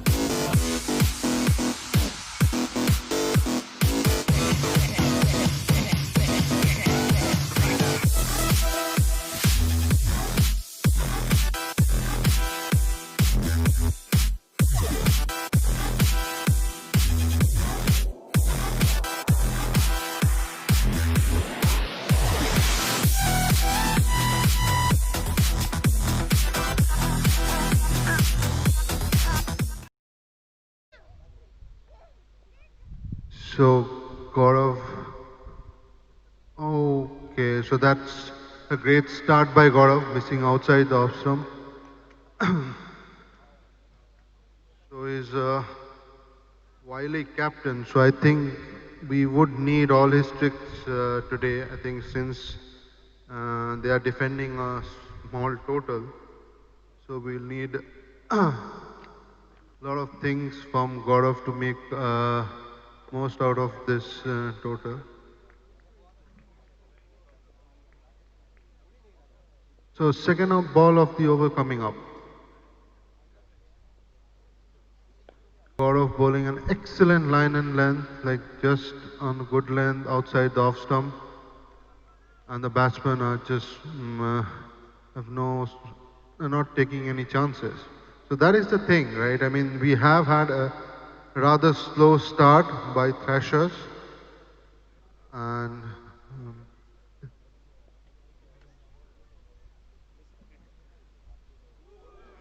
Brilliant stuff from Gaurav here now. He's bowling that uncomfortable length just outside off stump.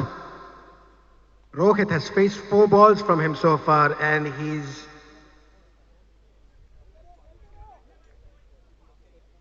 struggling to mid-leg so far.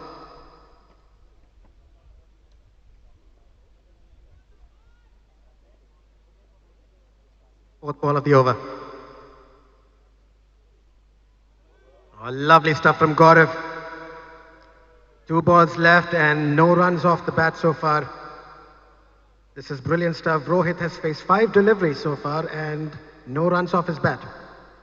The pressure is on, low total, but the Thunders have come in firing on both ends, with young Arav hitting Akash on the pads on a number of occasions. The pressure is getting to the batsman.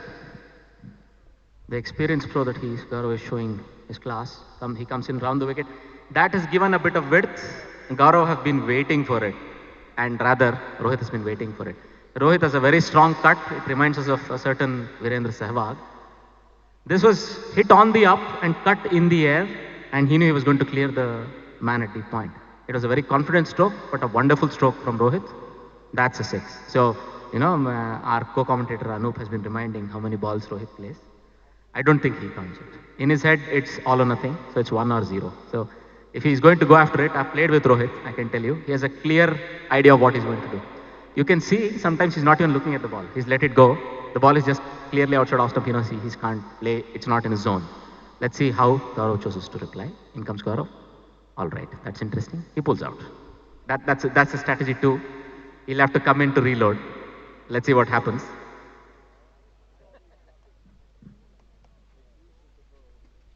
Final ball of the over coming up. Gaurav, I think he must be aiming for a wicket after being hit for a 6. So let's see what he has. Oh, that's an excellent ball right on the block hole, but Rohit digs it out well, and that's the end of the 3rd over, and the total is 14 for no loss at the end of 3 overs.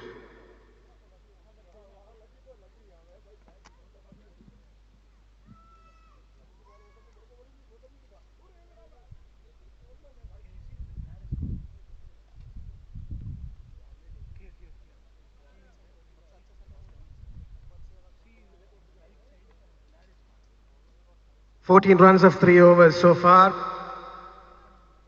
A steady start to the Thrashers innings, no wickets.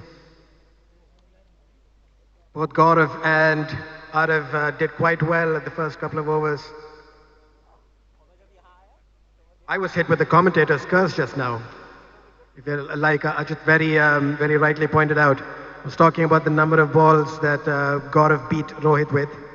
The next ball went for 6. A spectacular shot at that. Arav, in comes Arav. That's a slightly foolish line delivery that's been played up to Santosh Jami at mid-off. No run scored of it. It's a clear idea the way that Thrashers are looking to approach this innings. They're not become. The strokes are becoming bolder and bolder. They wanted to take a first couple of overs to get a sighting. When we spoke to Rohit, the skipper, between innings, this is what he had to say as well. It's a unshorn pitch and the grass itself is not going to help in the outfield. Let's see. That's a full toss. Normally he would be hitting this very hard, Akash. He's struggling for timing today, but that's all right. He's going to get going. This is going to be an interesting passage of play, Amitava. Yes, indeed. It's a close contest between the bat and ball, and we just had a very steady start from Thrashers. 14 runs in 3 overs. So the Thunders are hopeful. They're cheering young Arav to get their first wicket. Let's see whether. Okay. So it's a wide. I think young Arav needs to focus a bit more on his length. I think it's his 4th wide in the 2nd over.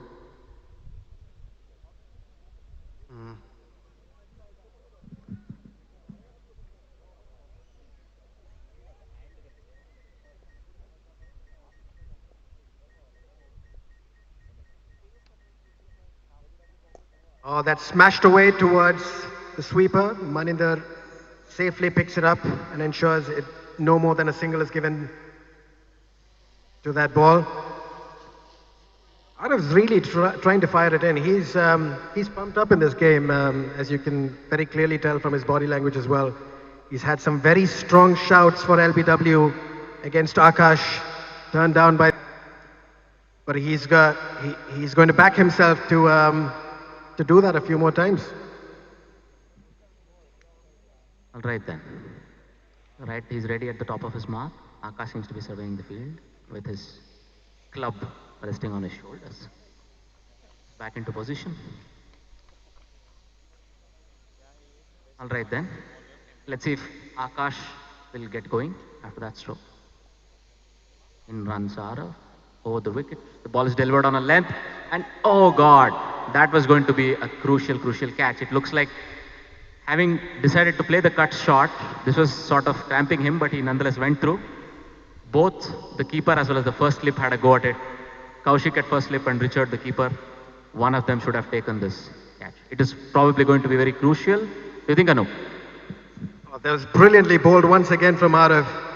He's teased Akash outside the off stump once again. One delivery too many, and he's managed to get that edge.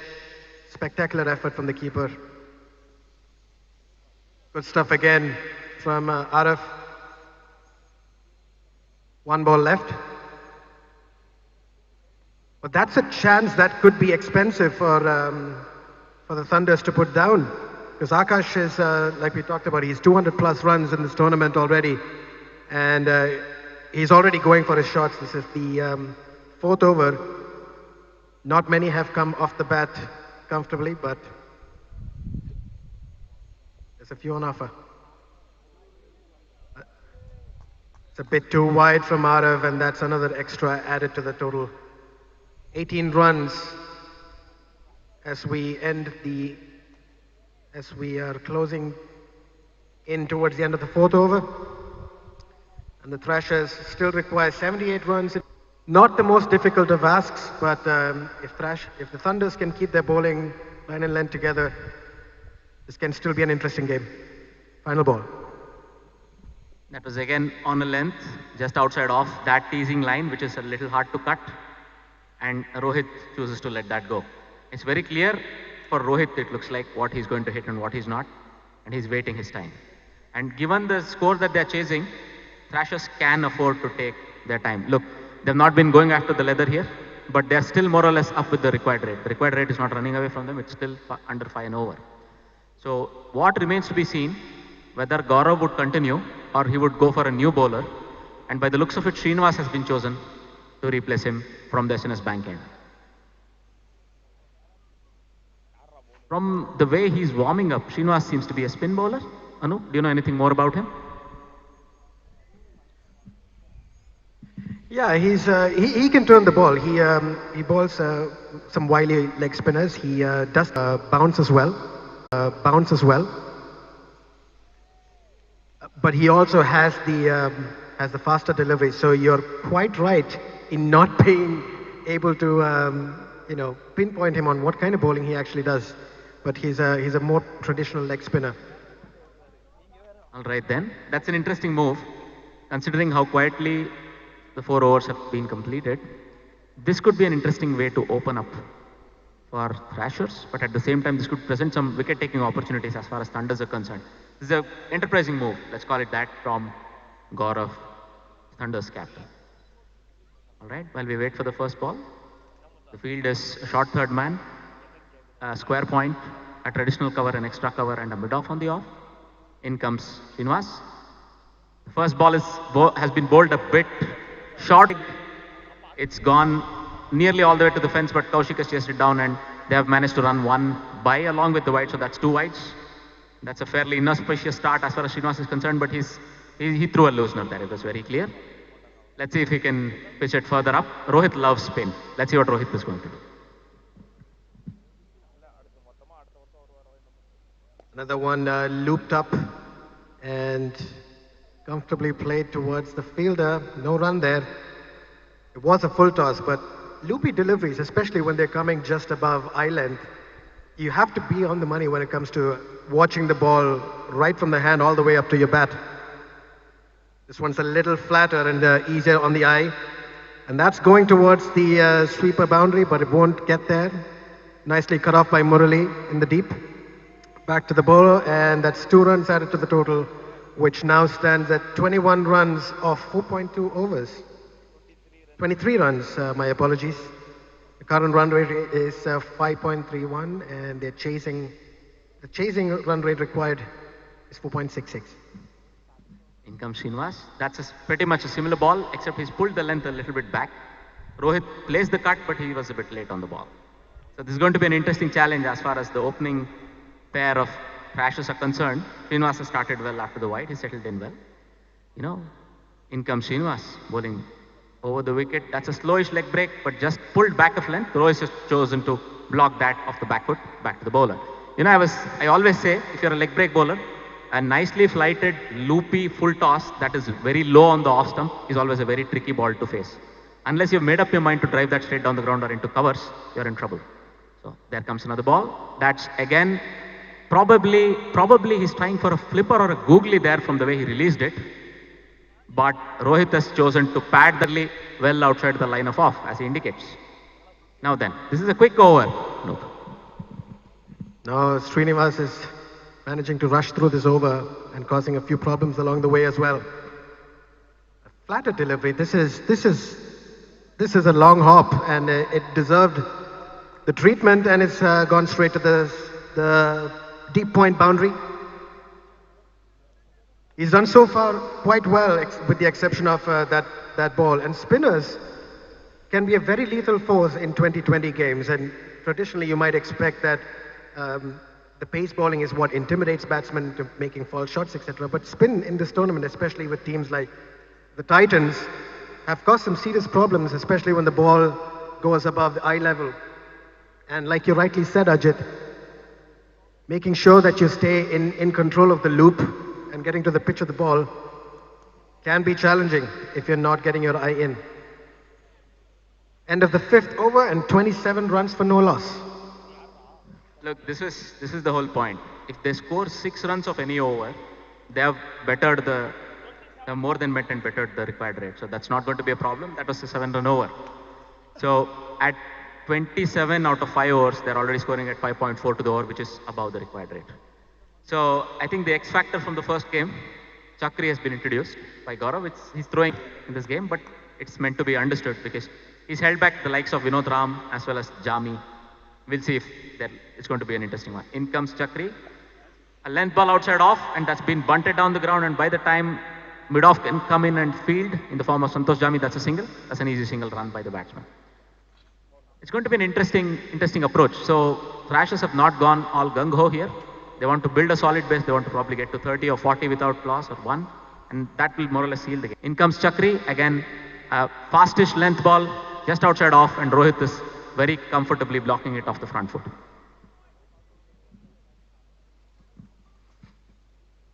Yes, nothing too rash from the Thrashers opening batsman so far. Rohit's managed to hit a 6 and a 4 so far in his innings. In comes Chakri. Oh, that's beautifully bowled just outside the off stump in that uncomfortable corridor. That keeps batsmen guessing. Interesting note you made about bringing Chakri on a little earlier on. In the last match, he was indeed the deciding factor in that second last over.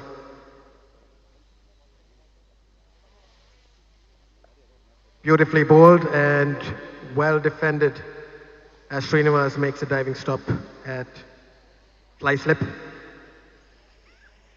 Now, Chakri can get the ball to bounce as well. He has faster deliveries, and with that shortish run up, it's not easy to predict how fast that ball is going to come, and he gets the bounce to trouble the batsman as well. So very interesting choice, and necessary one, I'd argue as well. There's my commentator's curse once again. A little bit of width on offer there from Chakri, and Rohit is onto it in a flash, and that ball went to the boundary like a tracer bullet. So we'll have to let the space where we have occupied be taken by our friendly drone and the drone operator for a minute. We love the buzz, but I'm sure our audiences are not such a big fan. So as things stand, so we've been told that the drone operator is taking a pause. So that's good and bad news as well, because the drone was good. In the meantime, a foolish delivery delivered by Chuck on the sticks. Rohit tried to flick it but missed it. Clearly he was outside the line of the ball when he did that. There was no appeal, there was just a muted one.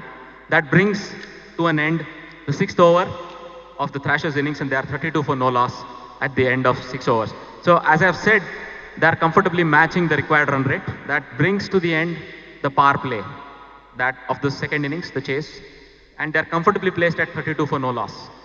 So if we were to be a bit critical here, if Thunders cannot make a breakthrough in the upcoming couple of overs, it might very well be that they might be chasing the rest of this game in terms of how they want the result. So interestingly, after 1 over, Srinivas has been withdrawn. So we are awaiting to see who will be the new bowler.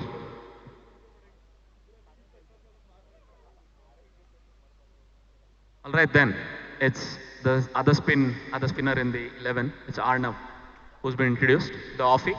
Let's see if he can get among the wickets. Young Arnav happens to be the brother of Arav, whom we saw earlier in the batting and bowling innings. He's a wily off spinner, but he's pulled this one as a bit too down leg side.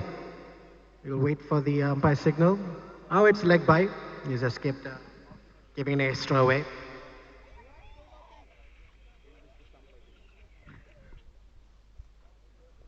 It's 33 runs in 6 overs, well above the asking rate. It's dragged a little outside off stump, a little too wide. And the umpire's got his aerobics on play. That's an extra added to the score. It up was the right way to go, but it looks like he's tossed it up a bit too wide. He comes in again, and this time that's tossed up on the stumps. And was that a toppy, I wonder? Was that a top spinning delivery? Because it did not come in with the arm, but continued to go the way it was delivered. And Rohit, who was probably expecting the ball to come in as well, is beaten on the ball. And collected by Richard. In comes Arav over the wicket. Another ball that's been tossed up beautifully, and it stays outside the batsman's reach and has been wided. Arnav has done quite well this tournament. But this is a crunch period, of course, and he needs to get his line and length a little more disciplined. 3 runs and no way to approach this final.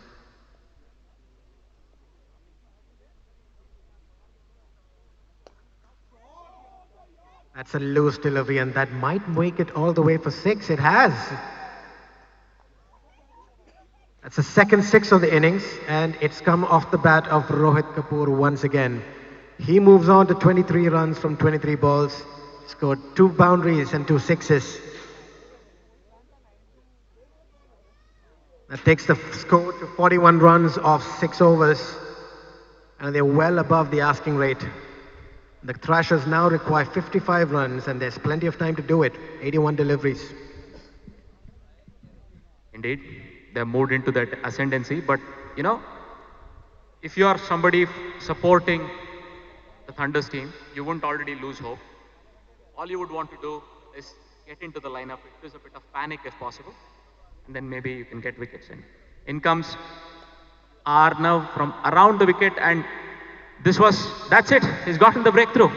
So he's gotten Rohit to hit to the deep cover fielder who was placed in the deep for this very, let's say, catch. So the fielder was placed a bit wider than normal, and Arnav threw the ball up enticingly, and Rohit obliged him by hitting it straight down the fielder's throat. This is a well thought out wicket for Thunders and a much needed one. Don't you think, Anup? Absolutely. He's shown a lot of heart, this young boy, Arnav. He was hit the previous delivery for a boundary, and he still tossed it up, and he's managed to drag an error out of the batsman. Rohit Kapoor was the one who was taking on the bowling, and getting this wicket brings Swapnil Bachav onto the field. He is among the most swashbuckling batsmen of the tournament, and right up there on the leaderboards for batting as well. Now this is going to be an interesting period for the Thunders bowling lineup. They've got the most informed batsmen of the Thrashers side on the crease together now, Akash and Swapnil. Swapnil has now scored, before he faces a ball this match, he scored 190 runs, averaging at 27 per innings of his 8 times in the middle of the pitch. His strike rate is an astounding 154. First ball, and he's slashed that delivery towards deep point. My apologies, that wasn't Swapnil, that was Akash.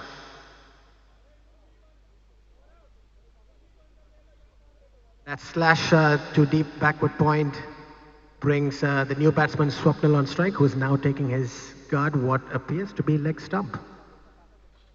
All right then. You know, this is going to go one of 2 ways pretty quickly here. Swapnil will take his time, take 3 or 4 balls, and then what happens remains to be seen. He doesn't want to hang around too long, we know this. He has the strokes as well. In comes Arav around the wicket, not too flighted delivery, and off the back foot, Swapnil pats it back to the bowler. That ends the over. So at the end of 7 overs, it's 42 for 1. The Thrashers are 42 for 1. And let's hear from our sponsors.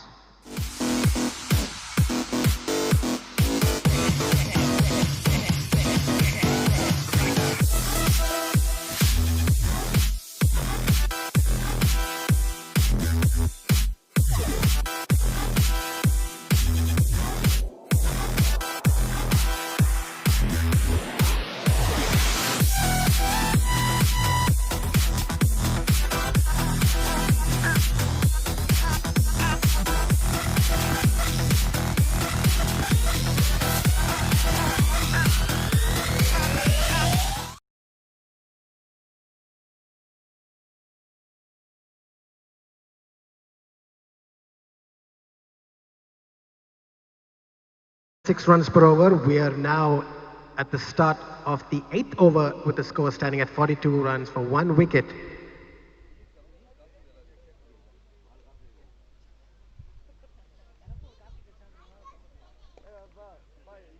That's nudged away towards a short mid-wicket where Gaurav's done quite well to take a shy at the stumps, but well backed up there by Murli, who incidentally took the catch of the last batsman out, Rohit Kapoor, who was looking quite threatening at the start of the innings. He made a quick fire 23 of 24, hitting 2 boundaries and 2 sixes. Now it's the new batsman, Swapnil on strike against Chakri's medium pace. This is going to be an interesting battle, I would say. Swapnil will definitely take his time initially, but Chakri will want to get rid of him as soon as possible. We all know how devastating Swapnil can be. I've been on the receiving end of a couple of his sixes. In comes Chakri over the wicket. That's a full toss on the leg, and Swapnil dispatches that back of square leg for a 4. That was too easy to start off with. Chakri will want to do better than that, but you don't want to get this guy's eye in. The match will be finished much quicker than he would want. As we can hear, some of the supporters of Thunders are asking for a wicket. Let's see if their team can deliver, Anup. Yes, they'll need to step up the wicket-taking game, absolutely, because if Swapnil gets going, and he's already shown his intentions, was a regulation easy full toss down leg, and for a batsman of Swapnil's caliber, this is fodder. He had no problems dispatching that towards deep square leg for a boundary.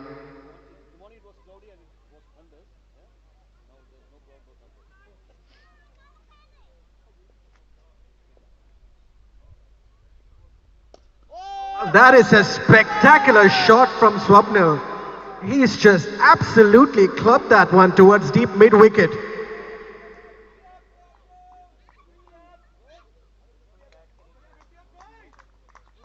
And that 6 brings the 50 up for the Thrashers.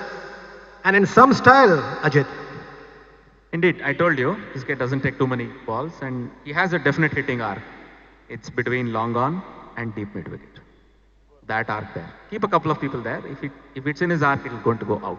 In comes Chakri, a short ball, and that's a good thinking. That was sharp and short and whizzed past the grill of Swapnil. You know, this weapon that a fast bowler possesses, that he could use even twice in an over if he chooses. Let's see if Chakri will use it again. In comes Chakri. Much fuller ball, but Swapnil is up to the task, blocking it to short extra cover where Vinod Ram fields the ball. It looks like it's going to be a bit of sensible batting as far as Thrashers are concerned. They have enough runs this over. In comes Chakri again from over the wicket. That was in the air. That's flicked off his legs by Swapnil, but that's in the gap, just wide of square leg. And by the time Kaushik fields the ball, they have comfortably taken a single, and that ends the over. It looks like to be, drawing to a quiet close as far as Thrashers are concerned, but Thunders will want to have their say. So, spectators here, Santosh had a wonderful observation to offer just now.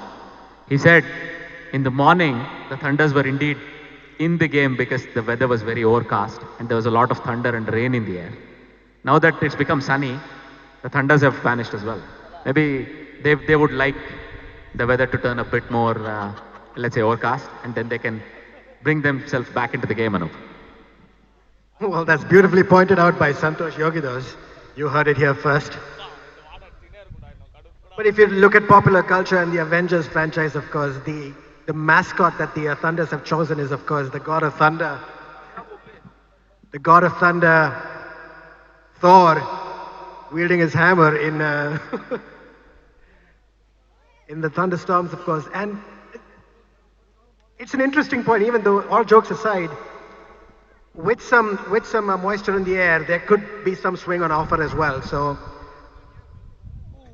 even though the spinners are bowling wet, the quicks do have to come back at some point, and if the moisture can help get some movement, it might even out the play a little bit in the favor of the bowlers. In the meantime, a flighted delivery outside off, but just slightly short of length, and Swapnil was tempted to pull that. Indeed, it hit his thigh and rolled back, missing the keeper, and they ran a run. And another flighted ball, but again slightly outside the off, and that means This is a wide.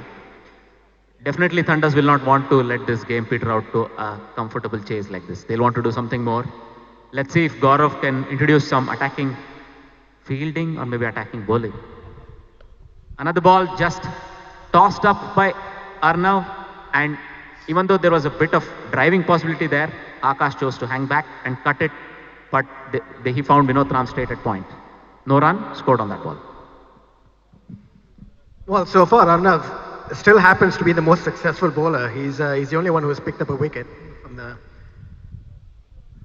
for the Thunders. This is his fourth delivery coming up in his second over. The score standing at 58 for 1 in the 9th over. The Thrashers are actually running away with this game. The Thunders will need another breakthrough to really put this innings to a bit of a break. Lighted towards Swapnil, who makes full use of it, gets to the pitch of the ball and smacks it towards the side screen for 6 runs. Spectacular shot. Here, one thing that I would like to point out that's in Arav, the spinner's favor, is the pace at which he's bowling. He's really tossing the ball up and he's slowing down to a point where he's providing no pace on the ball to the batsman, but Swapnil didn't really count on any of those. In runs Arav, another flighted ball, very brave bowling. That's okay, but he was a bit too full. And Swapnil comfortably clears the extra cover fielder, and that's a couple of bounces into the extra cover fence, another boundary to Swapnil. So as I said, once this guy gets his eye in, it's going to go one of two ways, and it's going to go. It looks like Swapnil has chosen to stay the ground and make sure Thrashers win comfortably. Let's see if he can take them to a quick victory here.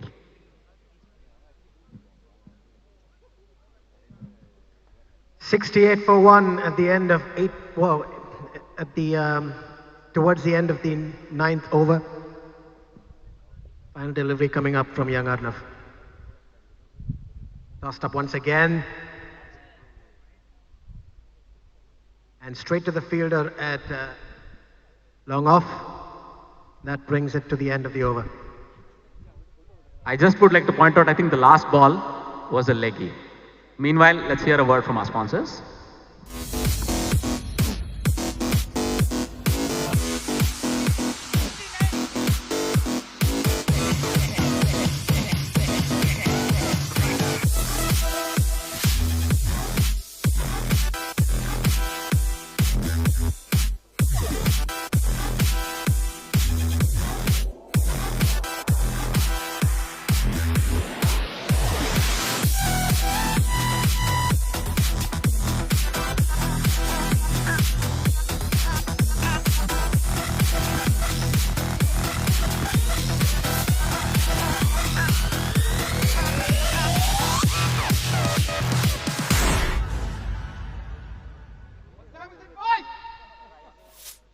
Sixer time?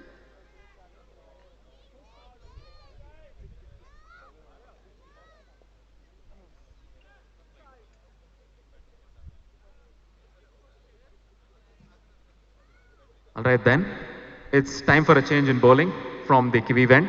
Vinod Ram has been handed the ball, and the guy who's facing him will be Akash.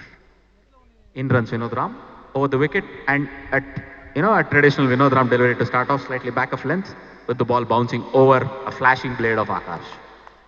Vinod Ram starts off with a dot ball, but what they want are not dot balls here. It's very clear. They would want to go after wickets. With not a lot of runs left, with less than 40 runs left, it's absolutely important that they go for wickets here. In runs Vinod Ram over the wicket. That's a foolish length ball that Akash cannot really get the hold of. This is actually Swapnil on strike. My apologies, it's actually Swapnil who's on strike. And a foolish length ball that Swapnil only managed to edge into his pads. It did not go anywhere.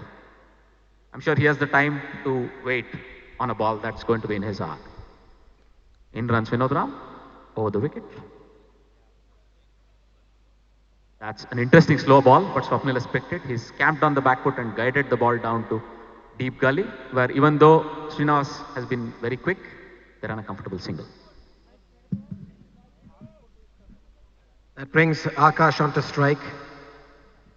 Incidentally, he's been a lot quieter than we've seen him play throughout this series. He's at 11 runs of 20 balls, scoring 1 boundary so far. He's actually on top of the leaderboards as well in terms of batting after Maninder and Kaushik.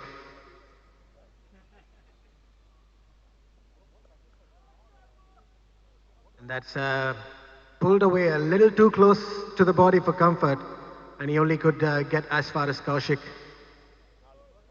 right next to the umpire at square leg.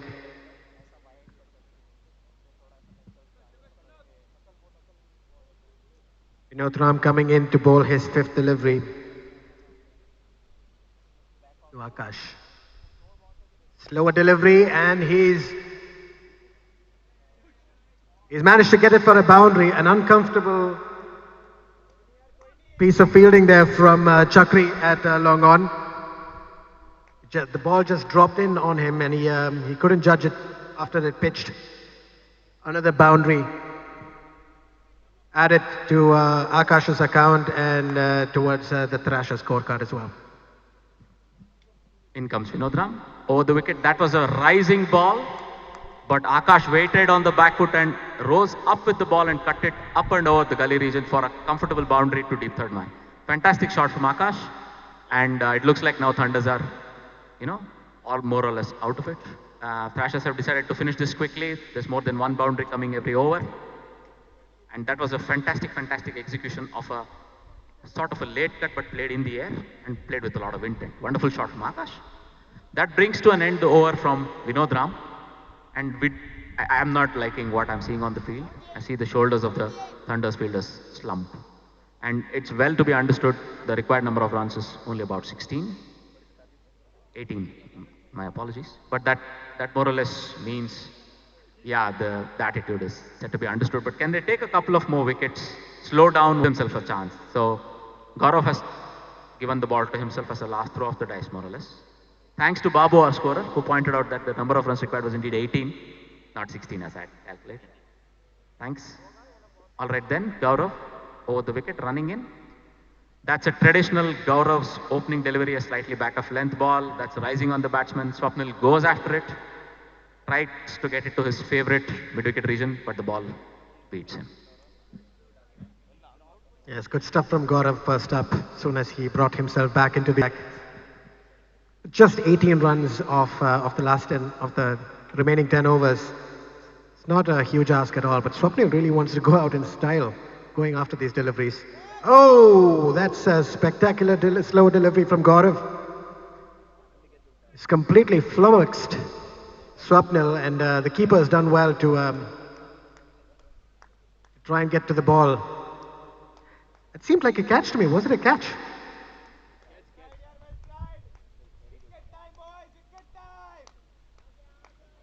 That was the chance. This is like when Steve Watt told Herschel Gibbs, you might have just dropped the World Cup.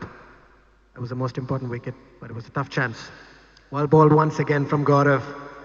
Lovely length. Keeping it between middle and off. Keeping things uncomfortable and close to the body for Swapnil.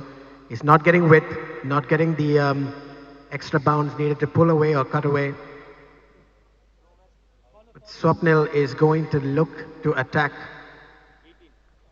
as much as possible. Runs in Gaurav over the wicket. That's again a slow ball, but this time Swapnil has it within his grasp and has cut it wide of short third man. Kaushik is chasing it, and they have come back comfortably for 2 runs.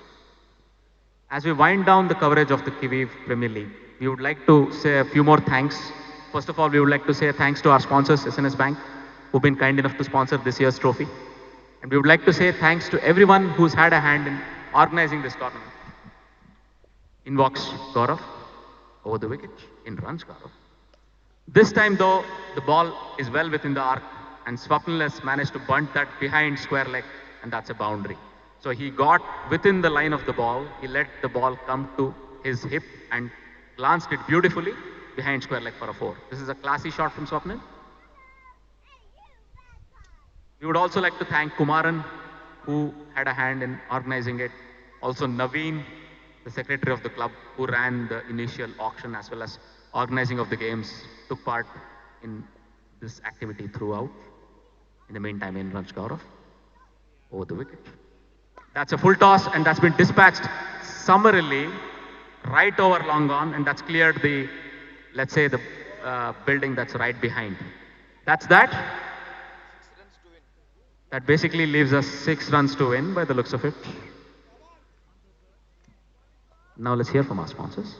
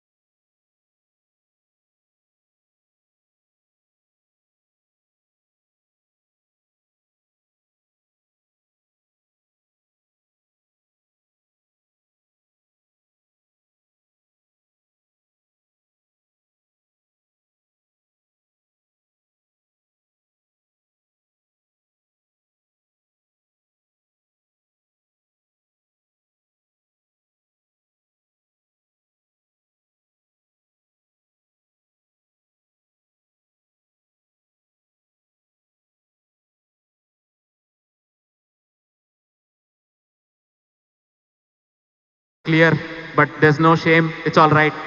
They've competed wonderfully right through this tournament, and they have finished the second best team in the tournament. Well played to Thunders as well, and once again, congratulations to Thrashers. Yes, another exceptional performance from the Thrashers to beat the second best team of the tournament, both in the league stages and in the end, at the final as well. Two of the most deserving teams in the tournament reached the final, and they have made a game of it.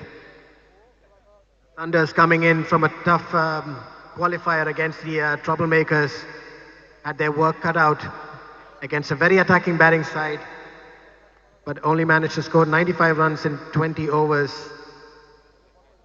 a total that the Thrashers were able to complete in 11.3 at the loss of 1 wicket. Well played, Thrashers, and that brings us to the end of a spectacular final of the Quivive Premier League tournament.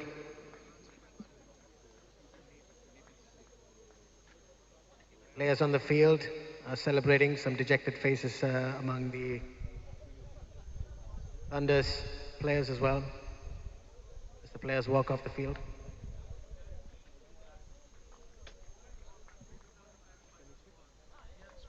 We'll be right back for the presentation ceremony after these messages.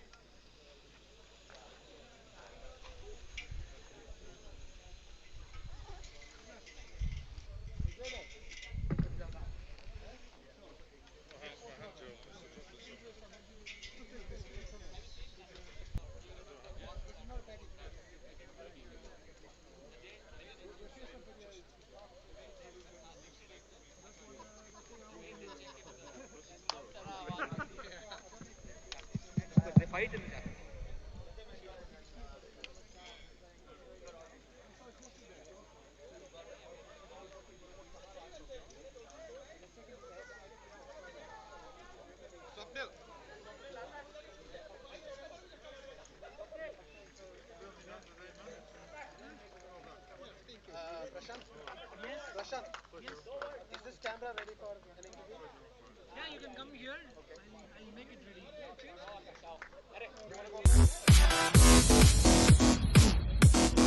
right.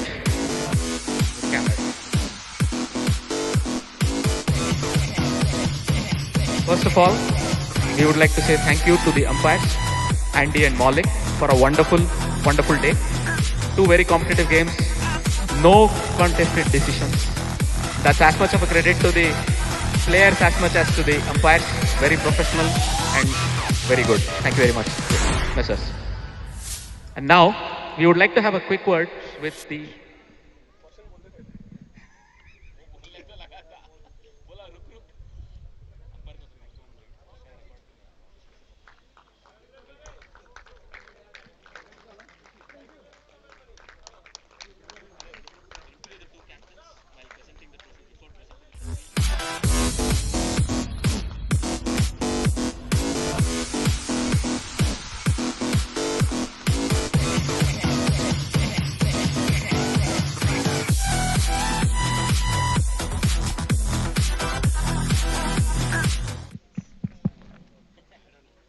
all right. And I have with me the two unbeaten batsmen from Thrashers who've won the game comfortably, the final very comfortably. So first of all, well played, gentlemen. I'll first go to Akash. Akash, you went into open and stayed there. You happy with your role in the final? Yeah, absolutely. I was trying to capitalize the inning. I don't want to get out so that, we can take the game till the end. And that was the game plan. And, when you have, wickets down the line and then you have Swapnil down there. So you need not to worry about the, run rate and all. So that was the game plan. I was telling Rohit Kapoor, that, you go for it because you have a good nick and I'll stay at the back. If something goes wrong, then, then I can come back and start hitting the ball. But that was the game plan and we executed it. Very mature approach, and we can see it has worked beautifully. Now, to the guy who went in and finished it all in a hurry, I've been on the wrong end of a couple of his shots. Really well played, Swapnil. What do you think? You would have liked to have blocked a few more? No. I think you have to play the ball up to the merit, right? I mean, you have to play the ball up to its merit, right? And then Akash and Rohit, we always knew for a 96 run chase, if you get 30, 40 opening chance, then you just have to go for it anyway, 50 runs, and then one quick knock, match is over, right? So, but I think I would like to thank the organizers. It was a fantastic tournament, man. I think I enjoyed this more than the league and the weekend games, right? So, really well organized. We loved every bit of it, and the finals day was even better with the commentary and the music and the live telecast. Fantastic job, guys. Thank you. We enjoyed it. Thank you very much for the kind words. We would like to let you guys go and celebrate. Well played. Congratulations. Thank you.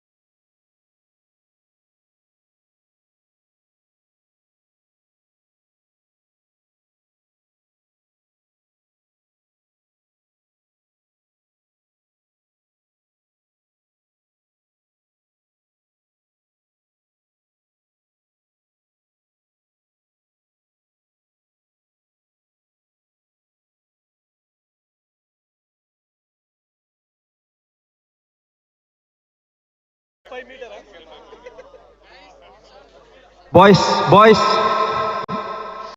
Hey everyone. Hope this voice gets a little bit of attention. Thank you everyone. Just in case if you guys haven't been as close as before, then probably maintain some social distancing. Just make sure that there are protocols in place as well. Thanks for the absolute silence. Prashant, all good? Fantastic. It's been an absolute delight today. An exciting eliminator to start with, and high scoring, close to 370 runs on the first game. And it's the totally opposite of what we saw in the finals. I guess Rohit has made sure his strategy has worked amazingly well when he when he whipped his bowling arms at that point in time. Even before we get into it, and no further ado, I would like to welcome our sponsors from SNS Mortgages and Banks, from Amstelveen, Demon and Mindright.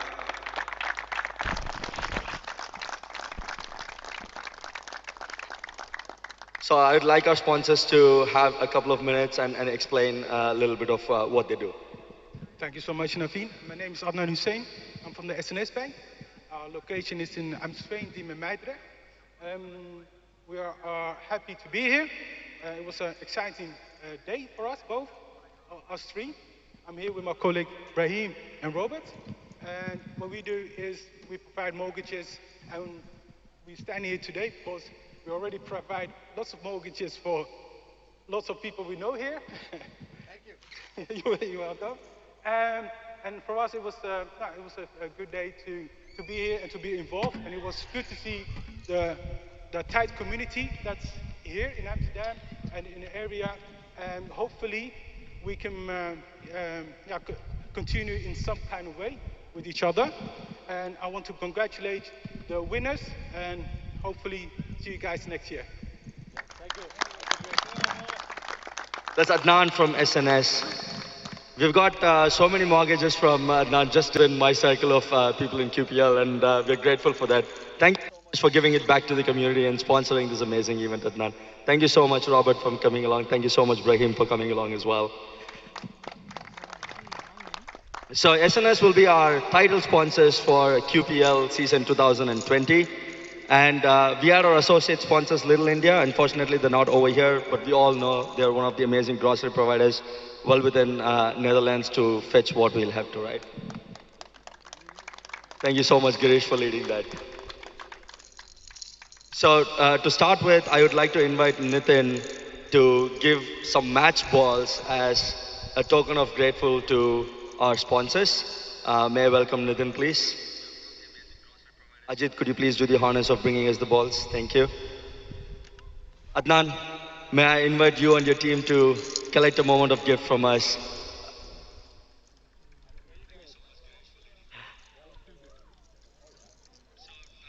Yeah.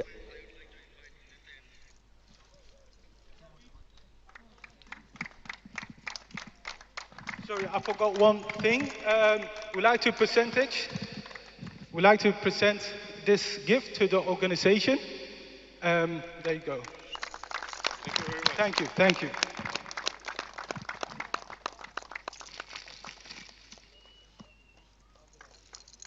Thank you so much, Adnan. A sincere token of appreciation from us, some cricket Delboy balls.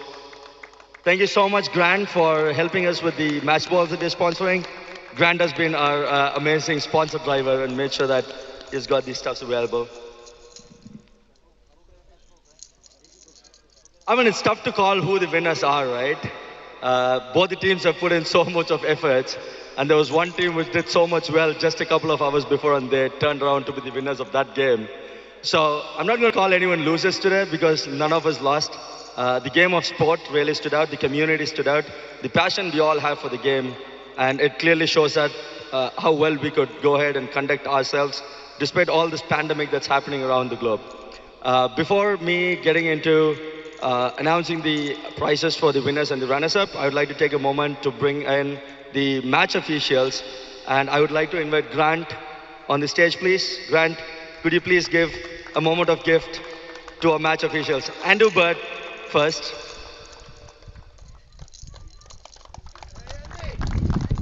Match balls.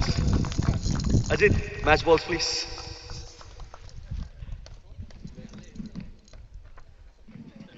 Thank you so much, I sincerely appreciate it, man. It was amazing. Thank you.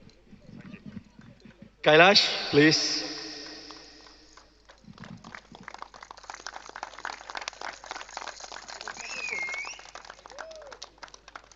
Thank you so much, both of you. I know it's been a long day from 9 in the morning where Kailash came in, the ground was empty.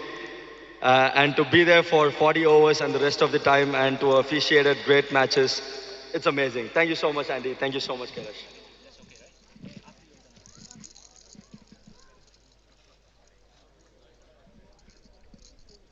All right, cool.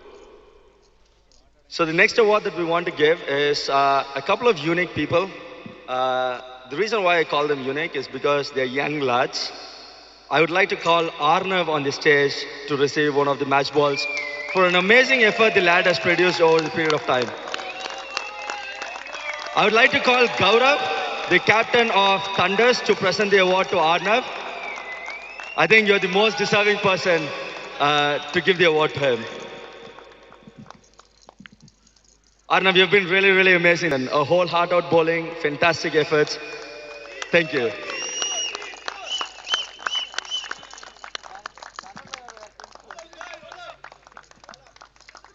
I'd like to call Kumaran next on stage to give another award to an amazing young lad who had so much of enthusiasm, making sure every single team had their logos on, making sure he was one of the co-producers for the streaming today. Aman, please on the stage.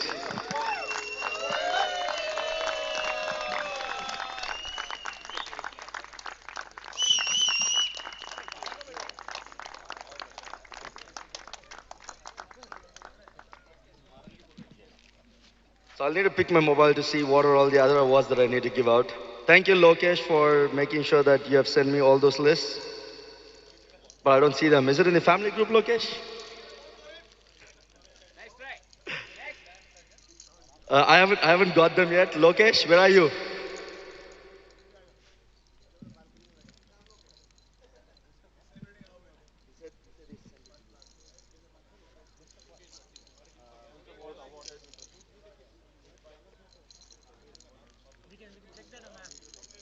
Yeah. Highest number of sixes, fours, right? Sixes, four, catches.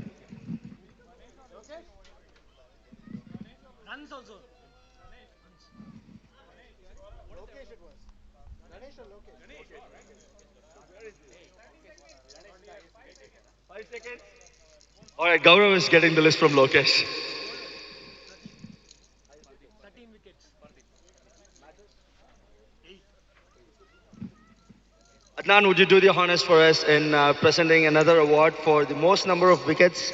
Pardeep Singh, it is.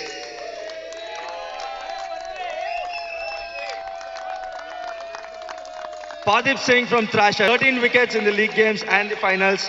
And the awards that goes is called the Roaring Wickets for the QPL season 2020.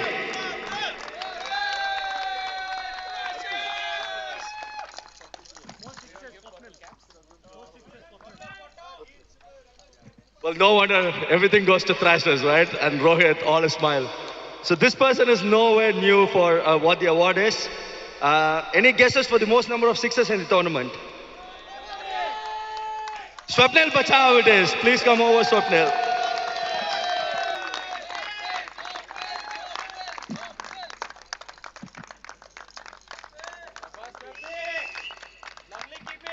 Please may I have Nitin on the stage to present the next couple of awards.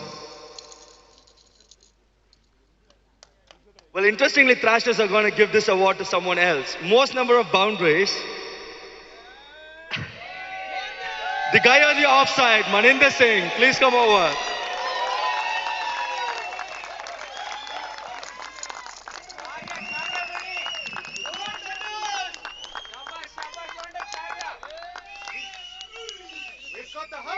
I would like to invite Derek for the next award.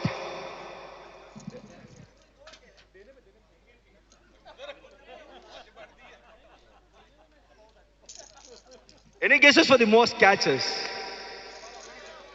I'm sure there were a lot of drop catches, but any guesses for the most catches? Richie was definitely close, but it goes to the captains of Thunders, Gaurav Sharma.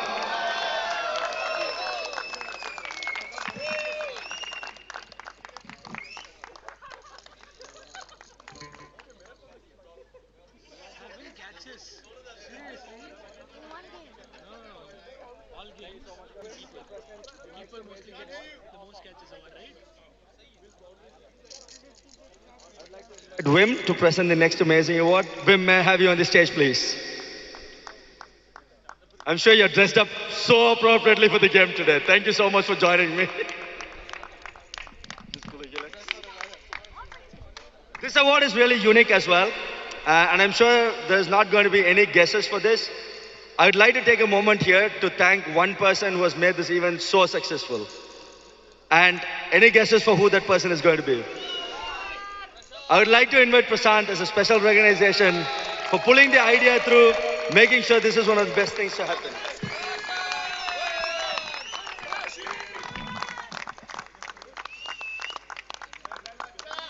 Thank you so much, Prashant.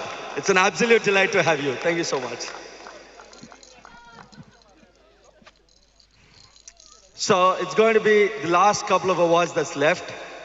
And we would like to call the runners-up team in no particular order to make sure they collect their silver medals. And I would like the stage to be taken care by Ashish, Wim, Derek, Nitin, please. Who has got the silver medals? Aman, could you please do the honors for us? Thank you, my lad. So in no particular order, if I am missing any names, please call it on. Kaushik, more than 200 runs, one of the best opening batsmen, and we're still fighting to see which team is going to play next year at this point in time. Please stay here so that we can get the group photographs as well. Maninder Singh, the most number of boundaries already, player on the offside, but he's got so much on the onside today as well. 300 plus highest runs. Fantastic. 300 plus runs, Maninder. Richie, amazing fight of the season. One of the best keepers that we have had in the club so far, man. Santosh Jami needs no introduction. Please come over.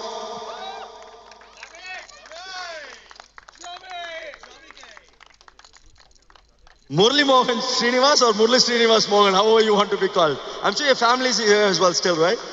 Thank you for coming and supporting him all the way.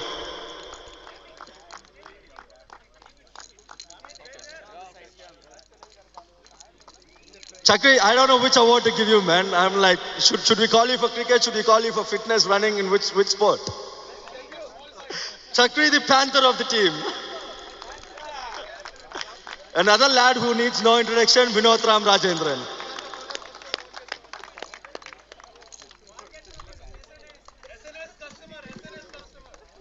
Well, he was the one who introduced SNS to me, so he deserves it. Srinivas Peruri. Amazing 2 sixes, man. Still keeps in mind to keep you there. Amol Kadam still calls himself as a left-arm orthodox spinner, so... Well, I need to ask Gaurav why he dropped him on the finals, though.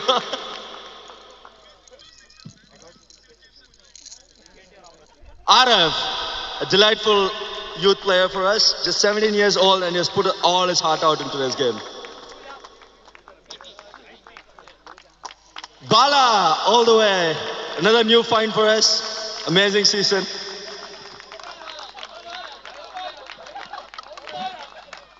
Arnav.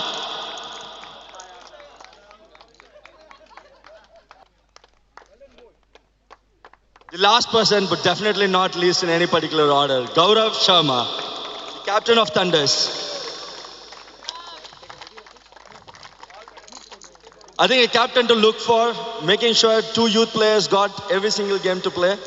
Gaurav, can I take a moment to have a couple of words with you? So what do you think? What happened in the finals? What do you reckon? Well, before what happened in the finals, Thrasher outplayed us in all departments. So congratulations, Thrasher and the whole team. Fantastic team. Deserving winners. And for my team, for the team Thunders, when we started the auction, organized, very well organized by Prashant, Kumaran, Naveen, all the guys. Fantastic season. When we started with auctions, in the first game, we were the new team. We were the rookie team. And from there, winning game by game, having some tight competitive games, And today, beating fantastic troublemakers in the semi-finals, we are standing here. I think runner-up is as good as anything. Wonderful. Kudos to the whole team. Youngsters did their job. New guys did their job. And very happy with the season has gone. And I wish QPL continues next year with even more energy this way. Thank you, guys. Thank you so much, Gaurav. Thank you.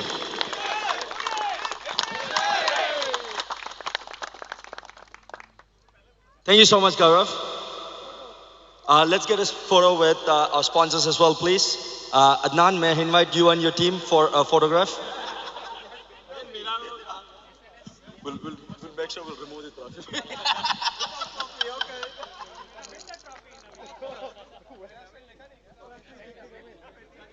No, don't worry.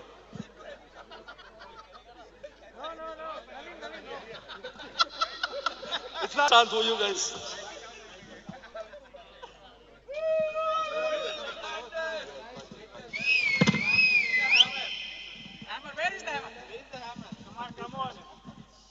That's the amazing Thunders team. Excellent finish, runners up in the QPL season 2020. Thank you guys.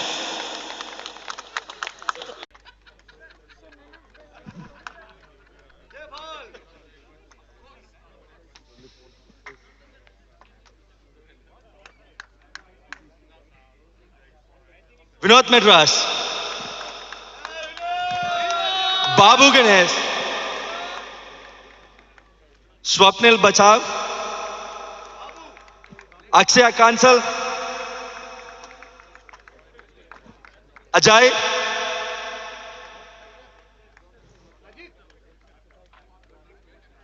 Pardeep Singh, Girish,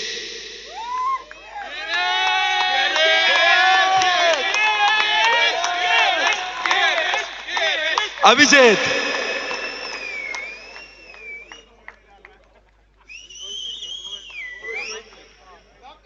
Rohit, do you want to call you or do we still want to make you wait there? Ashish Sharma.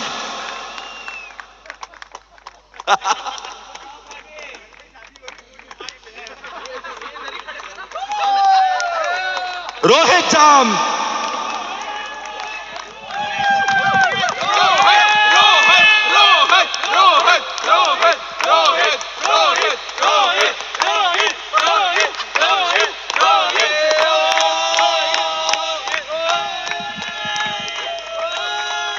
So Rohit, stakes were pretty high. Team 1 captain, so much pressure on you while starting this for Thrashers. I think you're supposed to be called the strategist. What do you think? No, I think the advantage I have is I'm in this club for last 10 years. So I've seen most of the players and the way it has grown. It's my family. So it's always not the strategist. I just listen to my heart. That's so very well said. It's an amazing win. So I would like you to take this moment of full joy, and we will have Adnan and his SNS team present the amazing rolling trophy of QPL season 2020.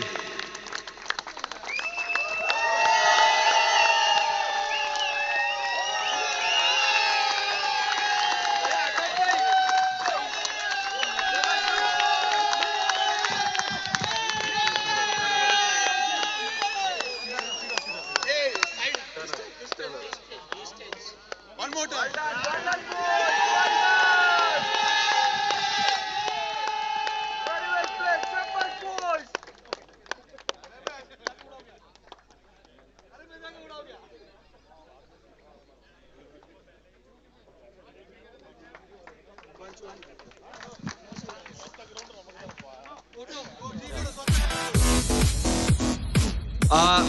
Without further ado, I've been told that we missed a couple of slide awards. Sorry on the noticing.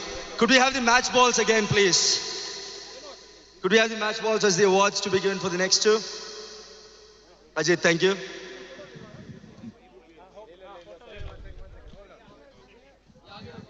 So the most valuable player, any guesses? Keep guessing.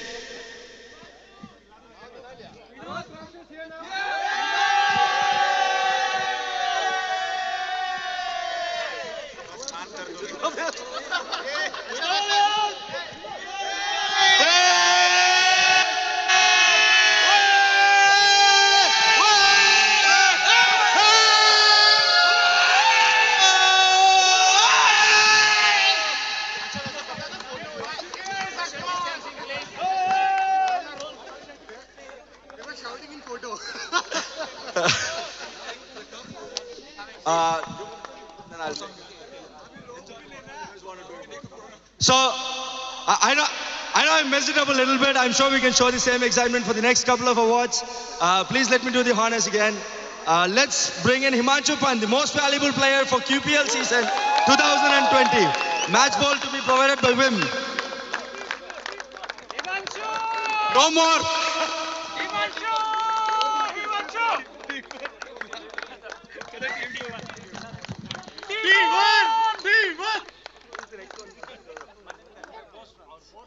So the most number of runs in this QPL. Maninder Singh, please come over.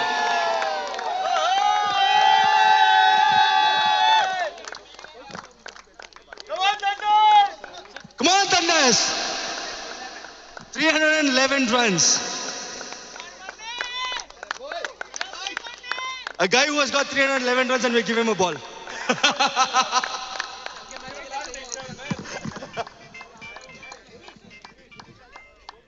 Thank you so much, guys. I sincerely appreciate all of you coming in. Thank you so much for making sure the tournament has been a really great success. And I would definitely like to take another moment to thank Prashant for all the amazing jobs, organizing it, making sure you're behind the scenes to get this streaming done, so on and so forth. The great commentators we had today, Ajit, Anup. Anup, I know where you're. Please come over, man. What time is it, Anup? What time is it, fellas? It's wicket time! Celebration time! Quivive time! QPL! Well done, Naveen. One final word. All the hard work that's been put in, one person will definitely have to be thanked. From the organizer's perspective, Naveen has done a wonderful job. It would go amiss if we did not say a thank you to him.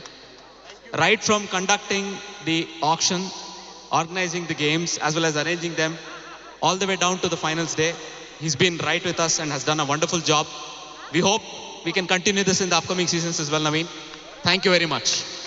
Thank you. You don't get a ball, by the way. Thank you, everyone. Thanks again.